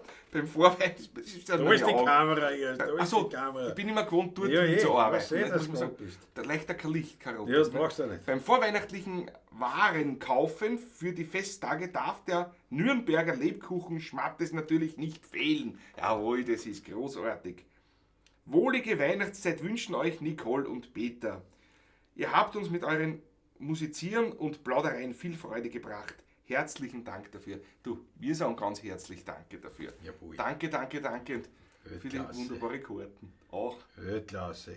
Keine Eile und Traum. leicht einen Sitzen. Frohes Fest, jawohl, einmal. Großartig, dann schauen wir gleich weiter. Jawohl. Ich möchte noch kurz, bevor du sagst, kurzer Exkurs, weil da kein Licht leuchtet, hast du gesagt. Ich meine, ganz ehrlich, da leuchtet auch kein Licht. Nicht? Also nur zur Info. Nicht? Nein, aber das, oh ja, das, Rotes Licht. da Na, bin oh ich, ja, das was? bin ich gewöhnt, weil es ja die Rotes Hauptkamera ist. Da brauche ich kein Licht. Aber bin ich Bei gewöhnt. diesen zweiten Kameras, die dritte, vierte, fünfte, wenn dann sind, da muss schon, welche halt gerade aktiv ist, sollte die schon angezeigt werden. Aber ja, Herr Kammersänger, da Bitte, Bock aus. Aber möchte ich das doch. Aber- Ich kann so nicht arbeiten. Aber geh, Das ist- halt die großen Bock aus. Da schau, das war schön. Was ist das?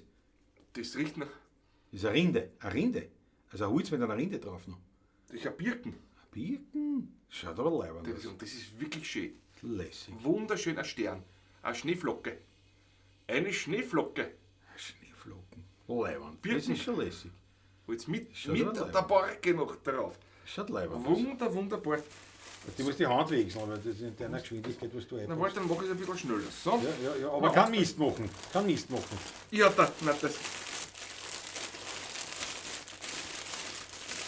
Nürnberg natürlich. Ja. Jawohl! Ja. Jeweils ein Dreiviertel-Kilo Lebkuchen. Jawohl. Elisenlebkuchen, so mit O-Platte unten drauf, glaube ich, dass das ist, oder?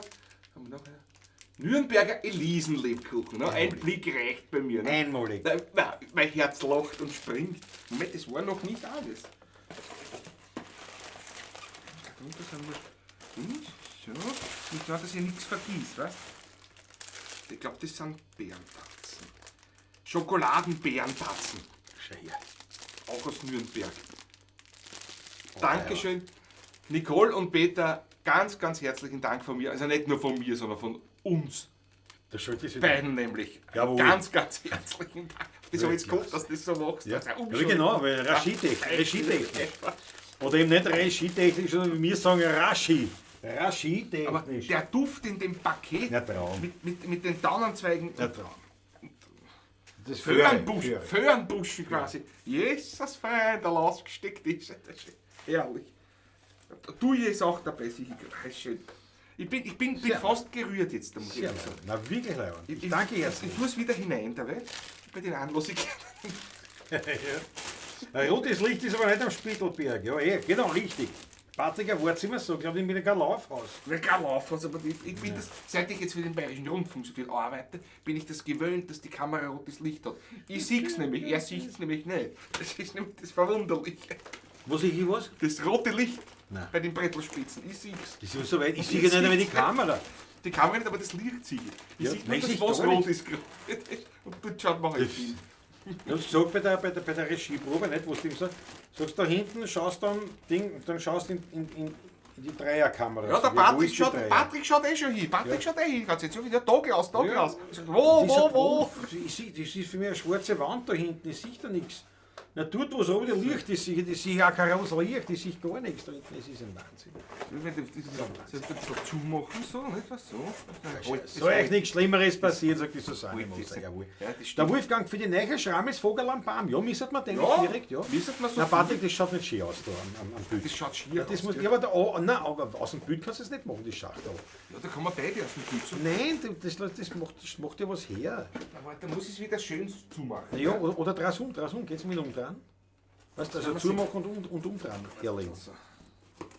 Weißt du, so? Und so her, genau. Nicht dreh's um, so ist ja wurscht. So, passt schon. Perfekt. Na, so. So, schön arrangiert. Schön arrangiert, ne? Sehr schön arrangiert. Ich könnte auch Arrangeur sein. Schau, KTM Junkie gerade was in den virtuellen Topf geworfen. Jawohl, dank der vielmals.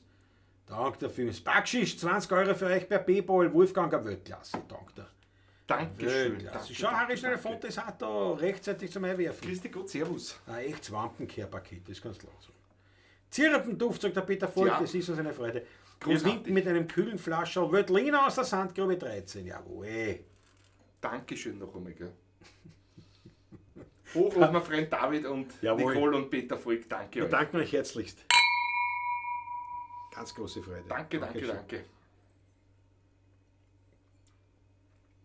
Und der Carlos Martinez ist viel dabei. 3/4 Kilo Lebkuchen hört sich harmloser an als 1,5 Pfund. So ist das. Ja. Ja. Absolut. Und ich muss dazu sagen, ich habe den Zucker abgeschworen eigentlich. Ne? Ist ja quasi fast wirklich keine Sache mit Zucker. Was mir unheimlich gut tut, muss ich ja. echt sagen. Also Ja, ja. das ist, glaube ich, ein absoluter, wie man heute so sagt, ein Game Changer. Definitiv. Und natürlich meine Ausnahmen, die ich mache, hin und wieder, muss ich sagen. Aber die letzte Ausnahme habe ich gemacht ist das schon Meiersdorf, an der Hohen Wand, beim Ich war schon beim Dingswurz essen. Ja. beim Jatschnik. Ja. Das war, muss sein, vorletztes Wochenende muss es gewesen sein. Was ist denn heute? Letztes Montag? Wochenende, Ja, oder? letztes, Letztes nein, nicht Wochenende. letztes, So, war jetzt, aber Wochen davor, ja. weil der ist berühmt für die Salzburger Nockerl. Es ist zwar nicht Salzburg, aber für die Salzburger Nockerl. Und er hat gesagt, wenn wir dort sind, Muss man sich die gönnen. wie man natürlich dann schon Salzburger Nockerl. Also ich mache Ausnahmen und das heißt natürlich, mein hochgeschätzter Peter und meine hochgeschätzte Nicole, es wird eine Lebkuchenausnahme geben. Das sehe ich jetzt Okay, ich habe mich schon gefreut. Gut, ich werde vielleicht nicht die Hälfte fressen, Aber du, es hat ja zur Zeit, die Uschi bekommt selbstverständlich von uns beiden, muss man. die kriegt ein Stück. Munkelein bekommt Die kriegt natürlich. ein halber die Oblaten. Und eine halbe die Bärentatze. Ja, also wie gesagt, ich werde das mit sehr großer Freude dann zelebrieren. Und das ist mich auch leibend, weil aufgrund dessen habe ich natürlich die paar seltenen Weil das ganz Genüsse, anders wird. Ja, ja, das genau. ist schon leibend. Ja. Das ist dann schon leibend. Also, wow, auf das gefreut mich. Ich weiß gar nicht vorher, was das letzte war, aber eben die Salzburger Nockern, das war Wahnsinn. Ich mache das zwar nicht so mit keinem Zucker, aber ich nasche nichts mehr seit vielen, vielen Wochen schon daheim. Dadurch, ich merke das aber wirklich, dass weitaus besser ist. Also Ja. die Wampen geht weg, die Kugel ist weg, diese prall gefüllte Kugel ist weg bei mir. Gut, ich mache es Muss nicht ich, wegen muss ich ganz ehrlich sagen. Ich mache es nicht wegen annehmen, sondern Nein. viel Stoffwechsel und also aus Gesundheitsgründen einfach. Ja. Und das ist massiv, also das Ja, hat klar. eine so massiv Ja, klar. positive Ja, Auswirkung, klar. das könnt ihr euch gar Ja, nicht vorstellen. Könnt ihr euch gar nicht vorstellen. Hochofenmann, der gibt es auch immer oft, Salzburger Nockern, ja, das ist auch der, also ich weiß wirklich nicht viel. Weißt du auch, Salzburger da bei Kirschl, die Stocker.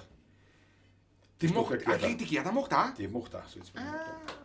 Und die hat halt nie offen. Nicht? Also halt oft offen, Oft offen, aber aber nicht so normalen Zeiten, sondern muss immer ich so immer anrufen Projekte am besten. Ja, oder quasi. WhatsApp Ja, schicken. und hat ja. immer so Projekte, also WhatsApp. quasi immer so Projekttage. Mhm. Und da ist zu eine hervorragende Köchin. Gute Und dann, Köchin, ja. Da waren Ganz eine die Liebe. macht auch Noch dazu. Salzburger Nockern. Ja. Mhm.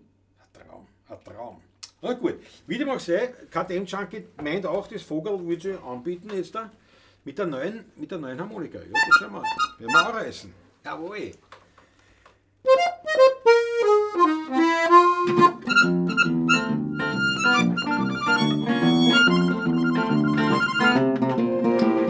Ich sitz auf der Wies, ein großarme Meer. Die Box sind zerrissen, ich find nix dabei. Der Schmetterling fliegt mir unten außen herum. Ein Fink frisst der Fliegen, aber ich pfeif mich nicht drum. An der Arbeit denk ich nicht einmal mehr in Traum. Ich fühl mich so frei wie ein Vogel am Baum.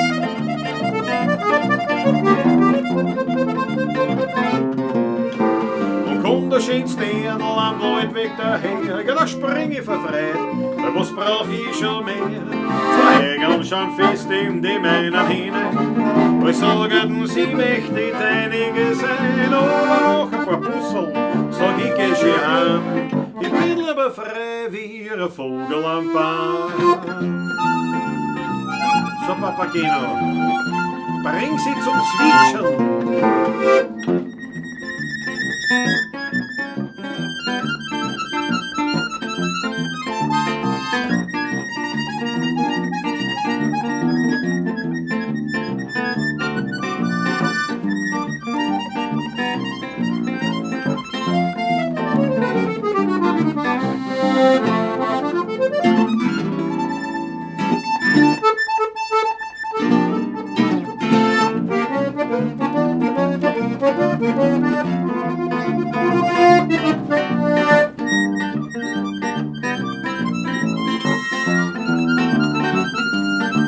Und steht eines Tages der Winter vor mir, sagt, ja, seht du Gauner, geh her du zu mir. Dann mach ich noch einmal die Augen fest zu, sich wieder vor mir die schöne Natur, denn draußen im Grünen, da war ich daheim, da hab ich mich gefühlt wie ein Vogel am Baum.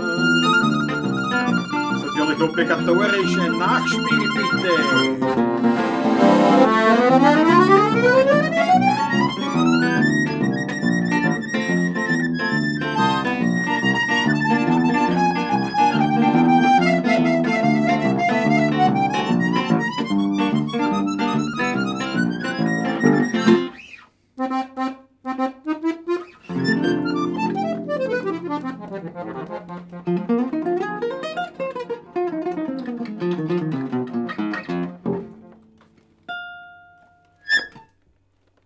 Jawohl.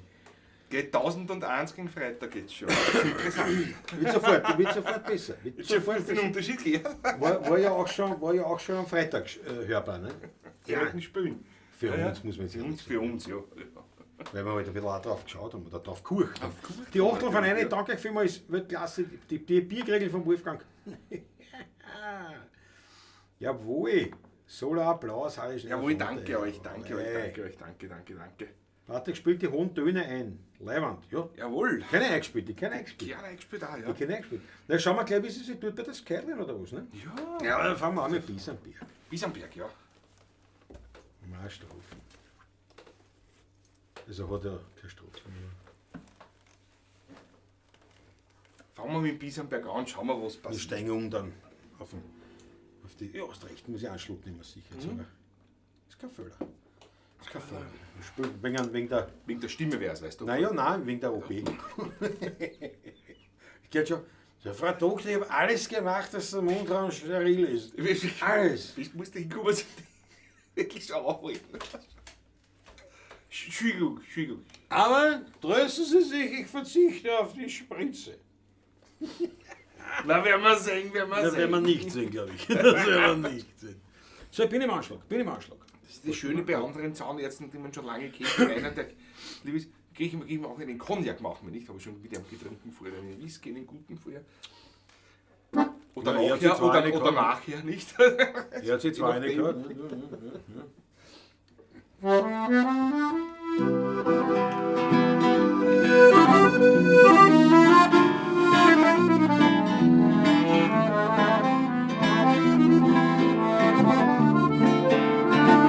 Ich hab einen Weingarten am Biesenberg.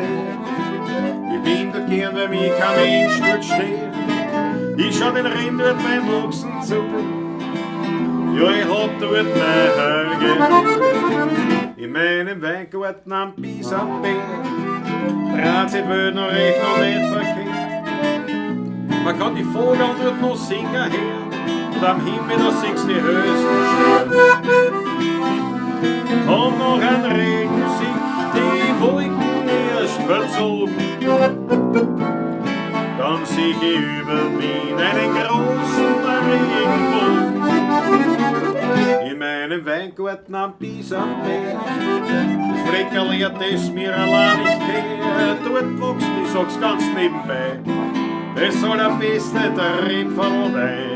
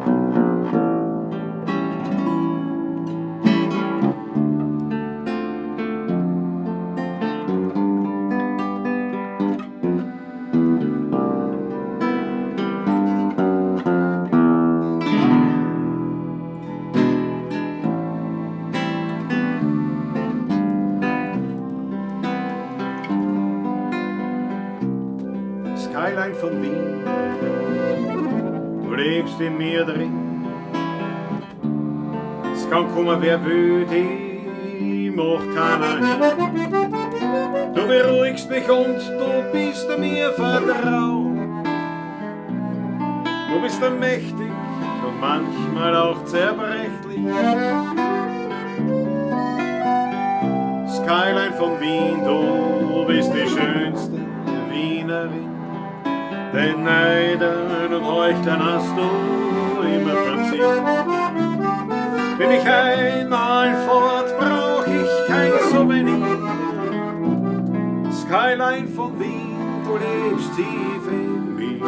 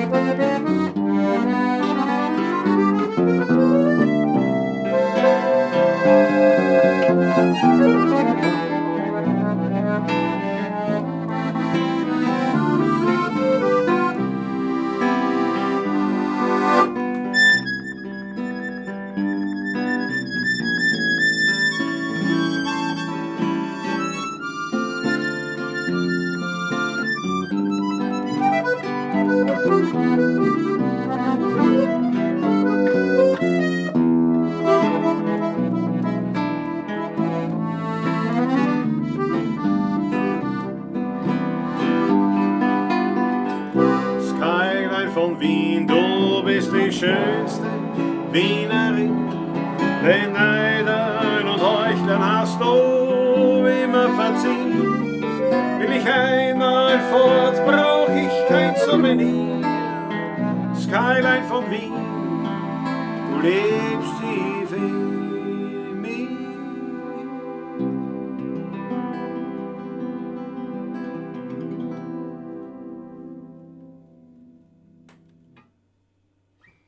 Jawohl. Gratuliert. Großartige Nummer, großartige Nummer. Bitte geschrieben von Klaus Steurer. Gratulation zur Harmonika. Ja. Ist der Werfer schon allein? Nein. Na ja, fast. Ja, Na ja, aber jetzt schon. sagst du nein. Nein. Ja, was schafft die Uhrzeit? Du sagst ja Pistelbinder. Ist ja nichts mehr. Wie Birstenbinder. Ja, das habe ich auch schon lange nicht gehört. Das ist ja meine Großmutter hat das immer gern gesagt. Ja. Ja. Das wurde früher oft gesagt. Weißt du, der Herr Preist, der hat ja auch getrunken wie ein Birstenbinder. Ja. War bei uns auch gang gelegt. Also nicht das Trinken der Pistelbinder, sondern der Begriff. Begriff, ja. Ja. Ja, wie Birstenbinder ist relativ. Ich werde das auch schon. Ja, muss. Lokale Ausdrücke nach Hannes Spiesel rein. Na bitte. Machen wir zwei Strophen. Machen wir zwei Strophen. Die erste und die letzte.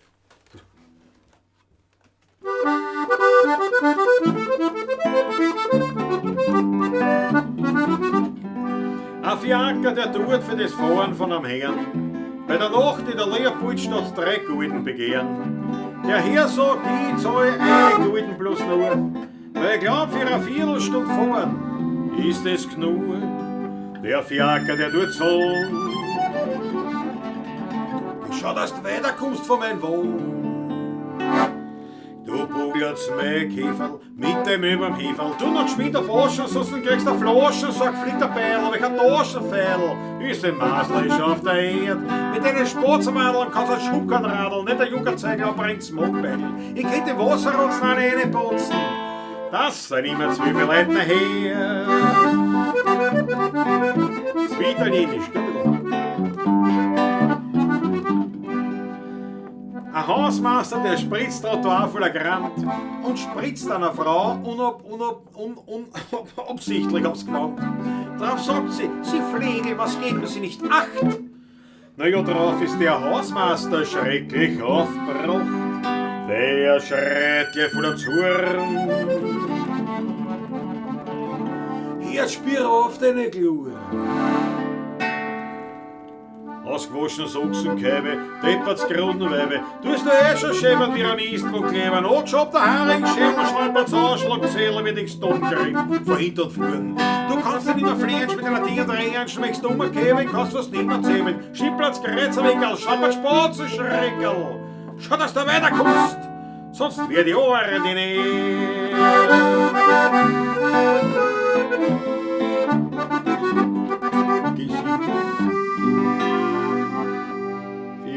Der Dornbucher Pfarrer steigt aus, da bleibt doch kein Weib besser zu Haus.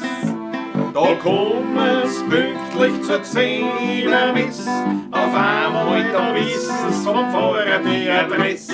Der Frauen, die wundern sich sehr, ja sag, wo kommt diese Frömmigkeit her?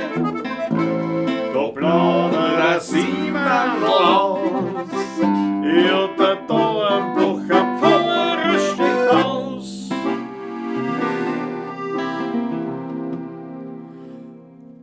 Vor 20, 30 Jahren, da war ein Tier, der Knallerling. Da hat's uns nix wie Sabretburm und Sabretärdeln gegeben. Und ums wo tanzt und umgestraft, das war ein gewisser Frei. Du siehst, das man halt da zum Alles noch gern gesunden Leid. Wann Dres Kattel gesungen und es war gewiss kein Pflanz. Getanz und Lieder war man von den Tärnel gewandt. Der dicke Pepe Korl und der Franzl alle drei. Ja, haben's wo tanzt und umgestrampft, da war man gleich dabei. Heut geht's im Singen schwer, wir haben keine Stimme nicht mehr, dann wird er nicht so. Wir sind aus Heu und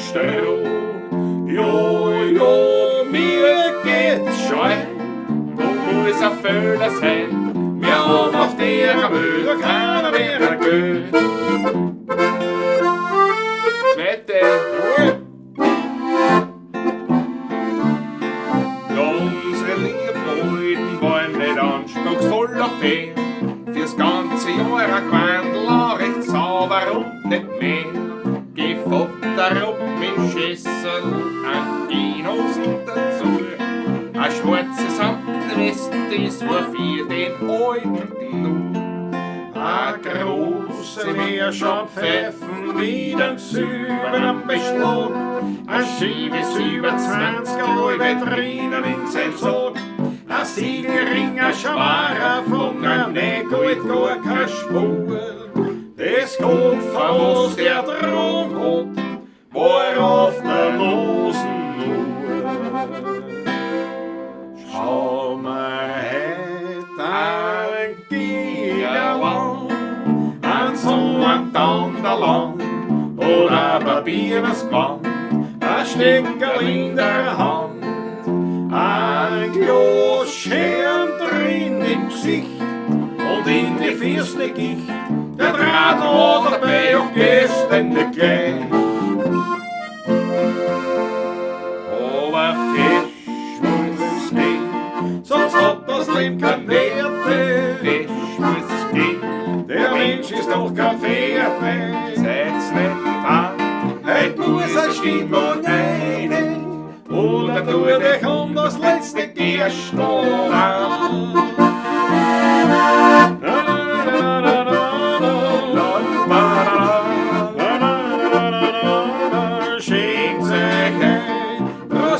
Auf was man gerne hat, denn so jung wie heute kommen nimmer zusammen.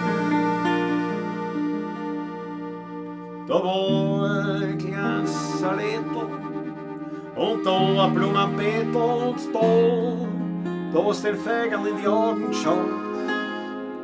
Da war ein Werkzeughittel und da ein Sackel Düngemittel. Und in das Hittel hat's der Bagger reingehauen. Da war ein kleines Bergerl und darauf ein guten Zwergerl und da zum ersten Mal die Masen geklappt. Da war ein Fliederstammel und da ein Kirschenbaumerl. Doch die letzten Kirschen haben dann schon die anderen gebraucht. Wir haben's mein Schreibergarten genommen mit alle Baum. Wegen was brauch ich jetzt noch einen Sommer bei mir daheim? Wenn ich auf die Gassen schaue, schaut alles grau und staubig aus. Ob jetzt die Sonne scheint oder Regentropfen fallen, den blauen Himmel sehen aus dem Meer, keine Chance. Die Bahn umsagt ist, doch wer wird den Himmel zahlen? Drum wart ich nimmer auf den Sommer, nein, nicht im Traum. Wir haben's mein Schreibergarten genommen, mit alle Baum.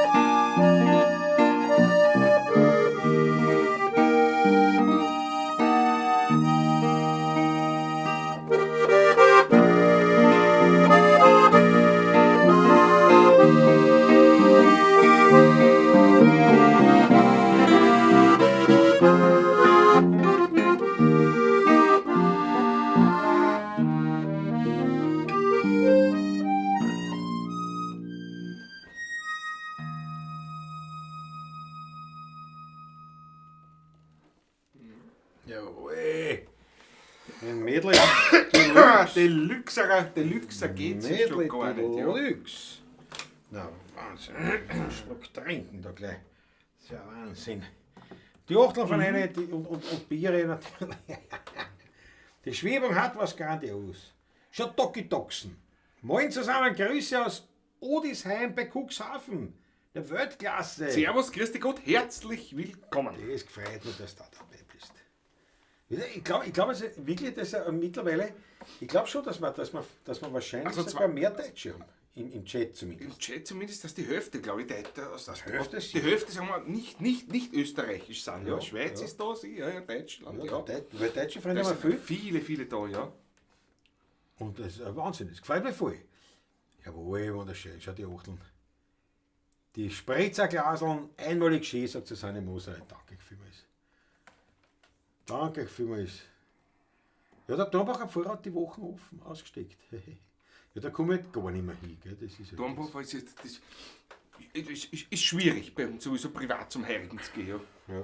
Ich Muss ich meine, ganz ehrlich sagen, Ich es war ist schon einfach in so, ja. Ottergringer Zeit beim Dornbacher Pfarrer, ich meine, ich war schon. Ich war dort oft, ja. Aber ich sage jetzt auch nicht. Also ich war zum Beispiel nicht immer, wenn er ausgesteckt hat. Jedes Mal nicht, nein. Also ich war halt immer wieder mal. Ja. Aber ich war nicht regelmäßig. Regelmäßig waren wir nein. Weil wir haben halt in Alt-Ottering weitaus in näherer Umgebung natürlich gute Heirige gehabt, ist jede es. Menge. Ne? So ist es. Warum so weit? Warum so weit pilgern und so weit hatschen dann? Der Taxi war ja nicht drin Nee, oder das war was nicht damals. drin. Das war ein Fußmarsch nach Hause in der Nacht. Ne? Ja, das stimmt, ja. Das stimmt. Und das war vom alten Ort oder vom Koller, vom Wilhelminenberg ober, vom Leitner ober, Hermann, Draht noch in Liebertstal noch. Und das ist ja bergauf gegangen. Bergauf bei mir wieder bergauf dann. Na ja, gut, das war dein Problem. Wieder mal dann. Ja gut, wenn der Radfahrt drüber habe ich auch wieder zu mir Dann bist du auch wieder bergauf gehen, ja. Aber nicht arg. Aber nicht Aber weit. nicht Aber nicht weit. Aber nicht arg, ja. Schau. Und sogar Norddeutsche, sagt der Schraube Matthias. Ja, na, Norddeutsche hat es noch viel. Der Friesel gehört schon zu uns, sagt der Franz ihm. Ja, stimmt. Das ist richtig, ja. Direkt an der Nordseeküste, Toki-Toxen, das war Weltklasse. Das ist Weltklasse. Ist der Wurscht, es gibt kein Ausland. Sagt der Wurscht, Cuxhaven. bei uns eh nicht. Bei uns eh nicht. Bei uns eigentlich nicht. Bei uns nicht. Na, ist wurscht. Wir haben eigentlich immer gesagt, in Wien haben wir eigentlich immer gesagt, bei uns gibt es keine Ausländer, außer die Deutschen. Eigentlich wurde es ja so gesagt. Es gibt bei uns keinen Ausland außer die Biefke. No, Muss man ganz ehrlich gestehen. Ja? aber tatsächlich habe ich den Begriff Biefke gar nicht so oft verwendet. Ich auch nicht, nein. Immer Deutsche. Ich habe gesagt, Die Deutschen, ja. Biefke ist gar nicht, weil das war Biefke war bei uns auch nicht so. Weil Nein, Biefke gar nicht, vermutlich gar nicht. Es ist, ich, weißt du, der Wiener immer mit einem gewissen Augenzwinkern ist immer dabei, nicht? Und wirklich best gemeint ist er nicht. Aber ich habe dann schon, also mir ist das schon aufgefallen, dass vermehrt, früher, heute ist wieder alles anders, aber dass vermehrt der Begriff Biefke trotzdem negativ verwendet worden ist. Weißt, ich weiß nicht, wie es ist mit Ösis bei den Deutschen, wie es dort ist. Aber also ich habe jetzt mit Ösi nicht, also das habe ich jetzt nicht so ein Ding, da kenne ich jetzt auch nicht eine Konnotation. Ich weiß schon, was das, du meinst, ja. das ist jetzt wirklich, wow, das ist negativ. Aber teilweise bei Beefke habe ich es schon mitgekriegt. Ja. Obwohl ich eben, ja, mein Gott, man bezeichnet halt damit eigentlich ja im Preisen, in Norddeutschen in Wahrheit. Ne. Aber nein, ich war eigentlich immer so bei den Deutschen. Deutschen. Die Das ist ein Deutschen. Deutscher. Das ist ein Deutscher. So in Österreich über die Wiener, nicht? Was über die Wiener, Wiener jetzt ist. Der Werner. Der Werner. Oder der aus Wien. Das ist ein Werner oder Sultaner. Wie heißt das? Der Werner oder Sultaner, das ist bei mir. Der Blanc. Sultane. Das ist bei mir in der buckligen Welt. Da ist jeder, der nicht von dort ist. Also jeder. Das kann ein Inder sein, ein Chines, ein Wiener, das kann sein ein Waldviertler, ein Weihviertler. Grazer. Vollkommen wurscht. Jeder, der nicht dort heimisch ist ein Wiener oder Sultaner. Das ist ein Werner oder Sultaner. Das ist wurscht. Wenn du sagst, da sind Türken jetzt und sagst, wer ist denn da jetzt? Das sind Werner oder Sultane. Oder Chinesen, das sind Werner oder Sultane. Immer. Das ist Großartig. ein Werner oder Sultane. Das ist unglaublich, ja? Jawohl. Ich direkt von der Ostseeküste, fast Dänemark, sagt der Schauber Matthias. Wirklich? So weit drüben bist du schon? Geil. Das war Leiwand. 8. Dezember Tradition, sagt der Franz, im Freiung mit den Tanzgeigern, dann die Tanzgeiger beim Pfarrer. Ja, stimmt, das war früher. Aber das haben wir ein paar Mal mitgemacht. Mit Beach-Rudi noch. Mit wie ich Beach-Rudi gesagt oft, habe. ja. Am Adventmarkt war ich selten, ich bin immer gleich zum Turmbacher Pfarrer gefahren. Nein, ich war ein paar Mal. Du weißt, ich bin immer gleich links. Ich war ein paar Mal. Und Und da habe ich einem zugeschaut und mir gedacht, wie können die spielen? Weil mit der Köden, was willst du da spielen? Also sie haben auch gesagt, das ist ja keine Spielerei. Aber nachher dann ab zum Vorher. zum Das Vorher, stimmt, ja, das stimmt. Da haben wir schon alle gewohnt. Der Beach-Rudi war einer, der hat ja gern tratscht dann mit den Leuten dort, weißt du? Der hat Kassen um 19 Uhr beginnt beim Turmbacher Pfarrer. Na, ich habe uns um 8 Uhr angefangen, wann der Rudi da am 8 Uhr. Alle anderen waren nämlich schon da von ihnen, weißt du? Wo ist der Rudi schon wieder? Wo ist denn der Rudi? Ach, die war eng. Ach Gott, habe ich ihm söhlich. Ganz ein klasser Kerl gewesen, ja. Ich Absolut. habe ihn sehr, sehr geschätzt und er mich auch. Wir haben uns gegenseitig sehr, sehr, sehr geschätzt. Absolut, ja. Schau, was sagt der Carlos Martinez? Er zitiert Klaus und Klaus, glaube ich.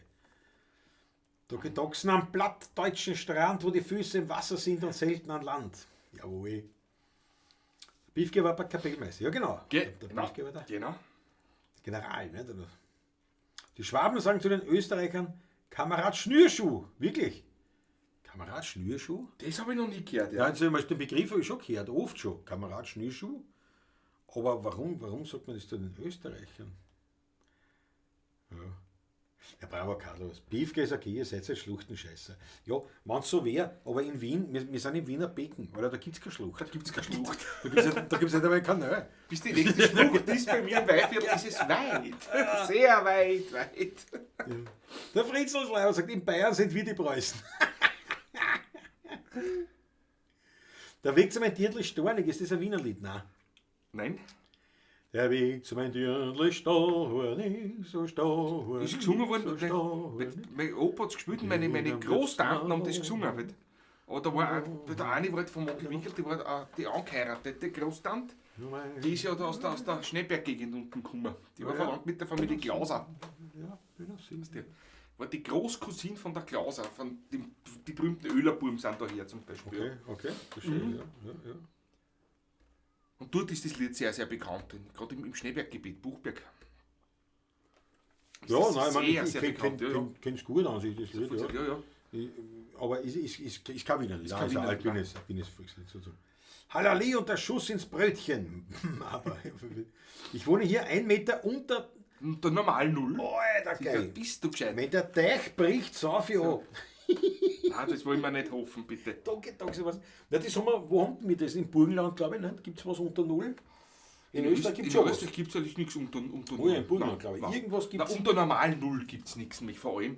Wir sind alles Heich. Es gibt was beim Neusiedlersee kann sehen, was unter Neusiedlersee ist, nicht? Nein, Normal Null ist unter Meeresspiegel. Ja, eben. Ja, gibt es bei uns Hab ich nicht. gar Nein, nichts. Kann man gar nicht. Ich war fest erbüht, dass im Burgenland ein Stück Gibt es ein gibt. Stück?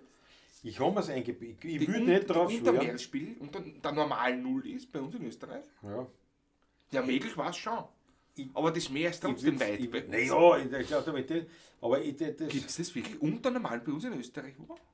ich bilde es mir ein. Interessant. Das kann Interessant, natürlich auf irgendeiner Interessant. Sprache sein. Ich bilde mir das ein, dass wir eine Stelle haben, und ich gehe davon aus im Burgenland, also das ist jetzt von mir interpretiert. Ja, Ich bilde mir ein, dass wir der Ziegel in Österreich irgendwo stören, wo man unter Null ist. Aber wie gesagt, hundertprozentig sicher bin ich nicht. Also auf jeden Fall, Doxen, wir trinken den nächsten Schluck darauf, auf das der Teich niemals brechen möge. Und um Himmels Willen nicht aussaufst, Ja. es sei denn, dein Weinkeller ist mit Veltliner oder Ähnlichem gefüllt, weil dann ist zumindest ein schöner Tod. Kann auch ein Chablis sein. Gerade was anderes. Hauptsache ein Wein ist im Köln. Ja, das kann man so auch sagen. Also auf das trinken wir jetzt einmal gesagt, nicht? Auf das trinken wir jetzt. Ja, ich trinke meinen letzten Schluck. Jawohl. Auf die Nordsee. War ich noch nie. Das mit dem Wickelratzen einmal. So da oben, das mit dem Wickelratzen. Mein Neffe ist ja in Hamburg war- daheim und alles, aber glaubst du, ich komme da rauf? Wir sind die Elbe entlang bis zur Nordsee gefahren damals. Also wie Ja. das mit der Yvonne Ja, in Hamburg, ja. ich war schon an der Nordsee, ja. Aber ja, Ja, nicht, wir nicht waren- lang, nicht länger. In Hamburg schon oft, natürlich, aber das ist bis zur Nordsee ist es ja noch ein Stückchen. Das ist nicht? schon ein Stück, ja. Das ist wirklich nur ein Stückchen, nämlich, ja. Ja, es ist irgendwie so. Ist noch immer so, sagt der Franz ja, beim Torbacher Pfarrer, dass er auch später anfangen ist, glaube ich. Piefke finde ich nicht schlimm, sagt der Friesl. Ja, ich glaube, es hängt ja vor allem damit zusammen, wie man es sagt. Ne? Muss man auch sagen. Piefke ist historisch belegt nach der Schlacht von Königgrätz. Also die Preußen Richtung Wien marschierten in König. Ja. Was mit König, ja. Kamerad Schnürschuh wurden im Ersten Weltkrieg österreichische Soldaten von ihren deutschen Kameraden genannt, da sie geschnürte und keine geschlossenen Stiefel hatten. Laut Wikipedia, Michael Ungert schon wieder nachgeschaut, Weltklasse.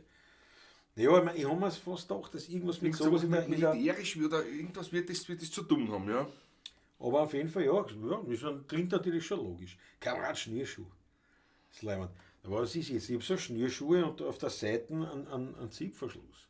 Das ist eine neue Erfindung, ja. Und das ist aber der Kamerad 2.0, Schnürschuh 2.0 oder was ist? Ja. Knogelten Skieisen der alten Soldaten, ja. Wieder einmal super, Piefke, so war ein Scharmützel bei Gensandorf. Deutschen haben gewonnen und da war eine Musikkapelle, die immer am Wochenende gespielt haben. Der Kapellmeister hat Piefke gelassen. Ja genau, von da kommt das. Daher kommt das, ja. Das weiß ich schon noch. Ja. Der Norden ist sehr schön, sagt der Friesl. Ja. Der Norden ist doch schön, ja. Der KTM sagt, Jever kenne ich vom Rierpu. Auf jeden Fall, ja, der Tag gesagt, Prost mit Jever, sage ich auch Prost. Also ich war wieder in Hamburg, wo ich muss ganz ehrlich sagen, mir das sehr gut geschmeckt. Jever ist wirklich ein gutes Bier. Das ist wirklich vom, wenn man sagt, tschechisches Pils ist anders, aber das ist Jever ist so ein richtiges Pils für mich eigentlich. Von der Bitterkeit her. Wirklich gut, aber gut. Wirklich das ist schmeckt mir, ja. Das Jever. Also mir überhaupt, ja. Aber total viel Schimpf über das Jever. Ich weiß, ja. In Deutschland, ich weiß nicht warum. Gut, in München sowieso bist du deppert, weil da... Gut, dass der Charakter ganz anders ist. Ja klar, aber das ist ja wurscht. Nicht? Das ist, wenn ich ein Guinness trinke, das hat ja auch mit unserem Biercharakter nichts. Überhaupt nichts. Aber das Jever hat mir sehr gut geschmeckt. Und meine Mutter hat immer gesagt, sagt eigentlich noch immer, nur jetzt meint sie es nicht mehr ernst, da hat sie diese Fernsehwerbung gegeben, die Jever-Werbung, ja. Und da lässt er sich am Schluss so bei diesen Sanddünen, ne? Lässt er sich so in die Dünen reinfallen. Und meine Mutter hat mir gesagt, das war für sie immer so das Bild, das hätte sie so gern gesehen. Das ist jetzt nichts mehr, nicht, aber hat sie gesagt, da war es gerne. Also in diese Dünen habe ich gesagt, ja, ich glaube nicht, dass mir das sonderlich gefällt, aber ich glaube, dass das beeindruckend ist, was das einmal ausschaut. Aber ich meine, ich bin ein Österreich. Ich brauche Hügeln und Berg. Berg nicht, aber, so wie die Ruhe, aber ich bin nicht aus dem Hügel, Schneeberggebiet. Ja. Quasi. Ich brauche schon Hügeln und so ein bisschen, der Horizont darf für mich nicht flach sein. Aber beeindruckend ist es ganz bestimmt. Ganz in Ordnung ist da oben, ist wirklich beeindruckend. Ja. Richtung Lüneburger Heide, auch diese andere weg schon wieder von der Nordsee. Da geht es ja schon Richtung Ostsee auf die andere Seite, dann oben, wenn man rüberfährt. Ja, so viel herum. Berlin und dann aufhören, so, das ist ja schon wieder ganz anders schon wieder. Ruhrpott schmeckt. Ruhrpott ist es, ich verstehe. In Jever war ich schon, Fritzl, jawohl. In 20 Jahren hast du dann nur mehr Kletterglas. Wieso? Ich kletter nichts. Schau, der Schrauber haut sich ein Flensburg rein. Das kenne ich, das Bier, aber habe ich noch nie getrunken. Nein, ich auch nicht. Kenne ich, aber habe ich noch nie getrunken. Und das ist etwas, wir kommen nicht in letzter Zeit eher halt ins Bayerische. Natürlich darfst du ja nichts kommen mit irgendeinem Bier, was nicht. Was nicht ein Tegernseher ist, was ein Augustiner ist, was und so weiter und so fort. Ja. Sehr leibend. Freunde, macht riesen Spaß. Die Flaschen ist leer. Ich glaube, ich werde diesen letzten Schluck jetzt auf euch trinken. Es war wirklich gewaltig.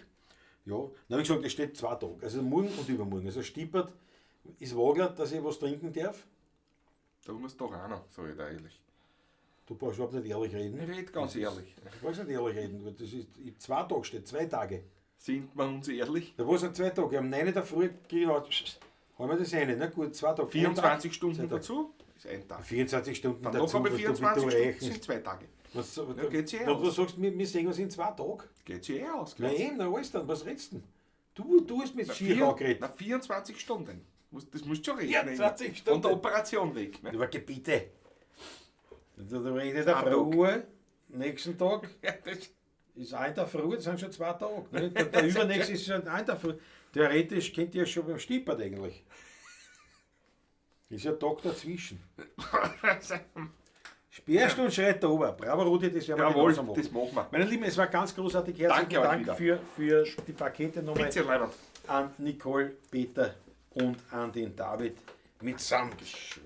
Der berühmten Achse des Bösen, der Insider muss natürlich sein. Und schau, warte, ich habe einen Fingerheb. Ich bin Finger, hab schon. Markus Volker.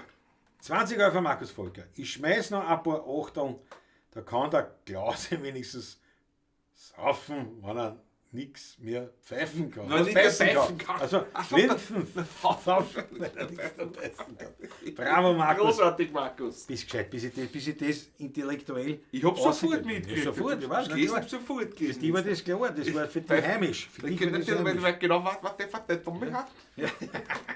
Danke schön, Markus. Muss ich die Zähne halten, dass man die Zähne mit aufgefallen. Jawohl. Eins wollte ich noch kurz anmerken, Ja. schaut her. Das wollte ich noch eine haben, weil das nämlich das aktuellste Produkt ist im Shop. Was der Weihnachten steht vor der Tür oder falls ihr schon ein Osternestal braucht. Ein neues Blechheferl gibt es, die Skyline von Wien. Vielleicht habt ihr Lust und Laune. Schaut eine in den Shop, das wäre quasi Und ein die. T-Shirt gibt es natürlich auch Ja, mit der die Skyline von Wien, selbstverständlich. Ja, die gibt es auch, habe ich gar keine Leiber, gar kein Büdel ist da. Fällt mir nur noch nebenbei noch ein T-Shirt mit der Skyline von Wien. Das habe ich Gibt's schon auch. vergessen. Das habe ich schon Ganz vergessen. wichtig. Stimmt. T-Shirt, Tag und Nacht. Night and Day. Ein gelbes und ein schwarzes. Schwarzes, ja. Und ja, das wäre sozusagen die vierte Möglichkeit, wie man uns unterstützen kann, nämlich über kauft sich was im Shop. So, aber dann habt ihr auch was davon. Ich sage danke nochmal, danke für eure Unterstützung. danke. Haut mal was rein in den virtuellen Hut, das war leiwand. Wir haben uns jetzt da, wie der Rudi gesagt hat, Speerst und schreit da oben. Wir haben uns da jetzt noch eine mit einem letzten Lied und dann Hau ich mich über die Häuser, wie man sagt. Auf gut Wienerisch. So schaut's aus. nicht? Ja. und ja. Der eine oder andere sind wir beim Stipper am Mittwoch, Den anderen beim im Taschler. Taschler. Beide Termine meines Wissens ausgebucht, ausreserviert. Ziemlich, Gott sei ja. Dank. Ist ja Wenn leider- jemand noch will, anrufen, vielleicht, es gibt immer wieder vielleicht ein Platz, das frei wird. Kann sein. Oder dass meine kommt. Ruft einfach an. Dass er kommt. Und Freitag in der Früh um 9 Uhr. Freitag Sind in sie alle. so schaut aus. Hoffentlich. Also viele, die nicht arbeiten halt, ne? Dann, Oder am die Mon- arbeiten. dann haben wir und schon die wieder Montag, nicht? Da sind wir schon wieder ein paar Flaschen wieder Mit Ratzefatze geht das. Geht dahin. Es geht alles so schnell. Furchtbar. Dann ist schon Weihnachten vorbei. Unglaublich. In diesem Sinne, meine Lieben, danke euch vielmals und habt eine wunderschöne Woche. Genießt Seid es. wohl auf euch Genießt das, meine Lieben, ja. und denkt ein bisschen an mich morgen. Aber nach 9, nicht, dass ich dann während 9 einen Schnackerl kriege, weil so viel mit denken. Ja. Um 7 Uhr muss ich das Antibiotika reinwerfen. Um 7 Uhr muss ich mir 2 Stunden vorher jetzt gesagt. Jetzt muss ich extra aufstehen, dann müssen wir das Antibiotikum reinhauen. Ist schon so. Speerst und schreit da oben, speerst und schreit da oben. Dann geht's doch endlich heim. Doch mich stört nicht ein bisschen das Rassel mit den Schlüsseln. Ich trink jetzt noch ein Flascherl Wein. Erst wenn der Milchmann mit dem Öl kann und schäbert, wird's für mich Zeit, nach Haus zu gehen. Sowieso bin ich vom Wein schon deppert, alles was ich anschaue, wäre doppelt sehen. Erst wenn der Milchmann mit dem Öl kann und schäbert, bin ich fürs Bett erst richtig schwer. Wenn eine alte Fluzurn am Dachboden klettert, denk ich an Goethe, dreh mich um und her, nix mehr. Schrammen haben schon Schluss gemacht, die Instrumente sind eingepackt, das ist wieder ein Tanzgesang. Doch mich bringt nichts zum Aufstehen und schon gar nicht zum nach Haus gehen, weil ich warte auf einen ganz bestimmten Klang. Erst wenn der Milchmann mit dem Öl kann und schäbert, wird's für mich Zeit, nach Haus zu gehen. Denn sowieso bin ich vom Wendel ganz schön deppert. Alles was ich anschaue, da ein Doppelsee. Erst wenn der Milchner mit dem Müllekannel schäbert, bin ich fürs Bett erst richtig schwer. Wenn er mir alte voller Zorn am Dachboden klettert,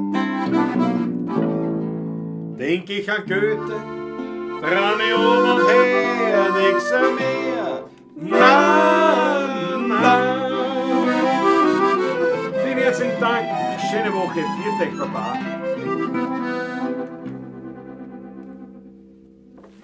Viert euch Gott, macht's es gut.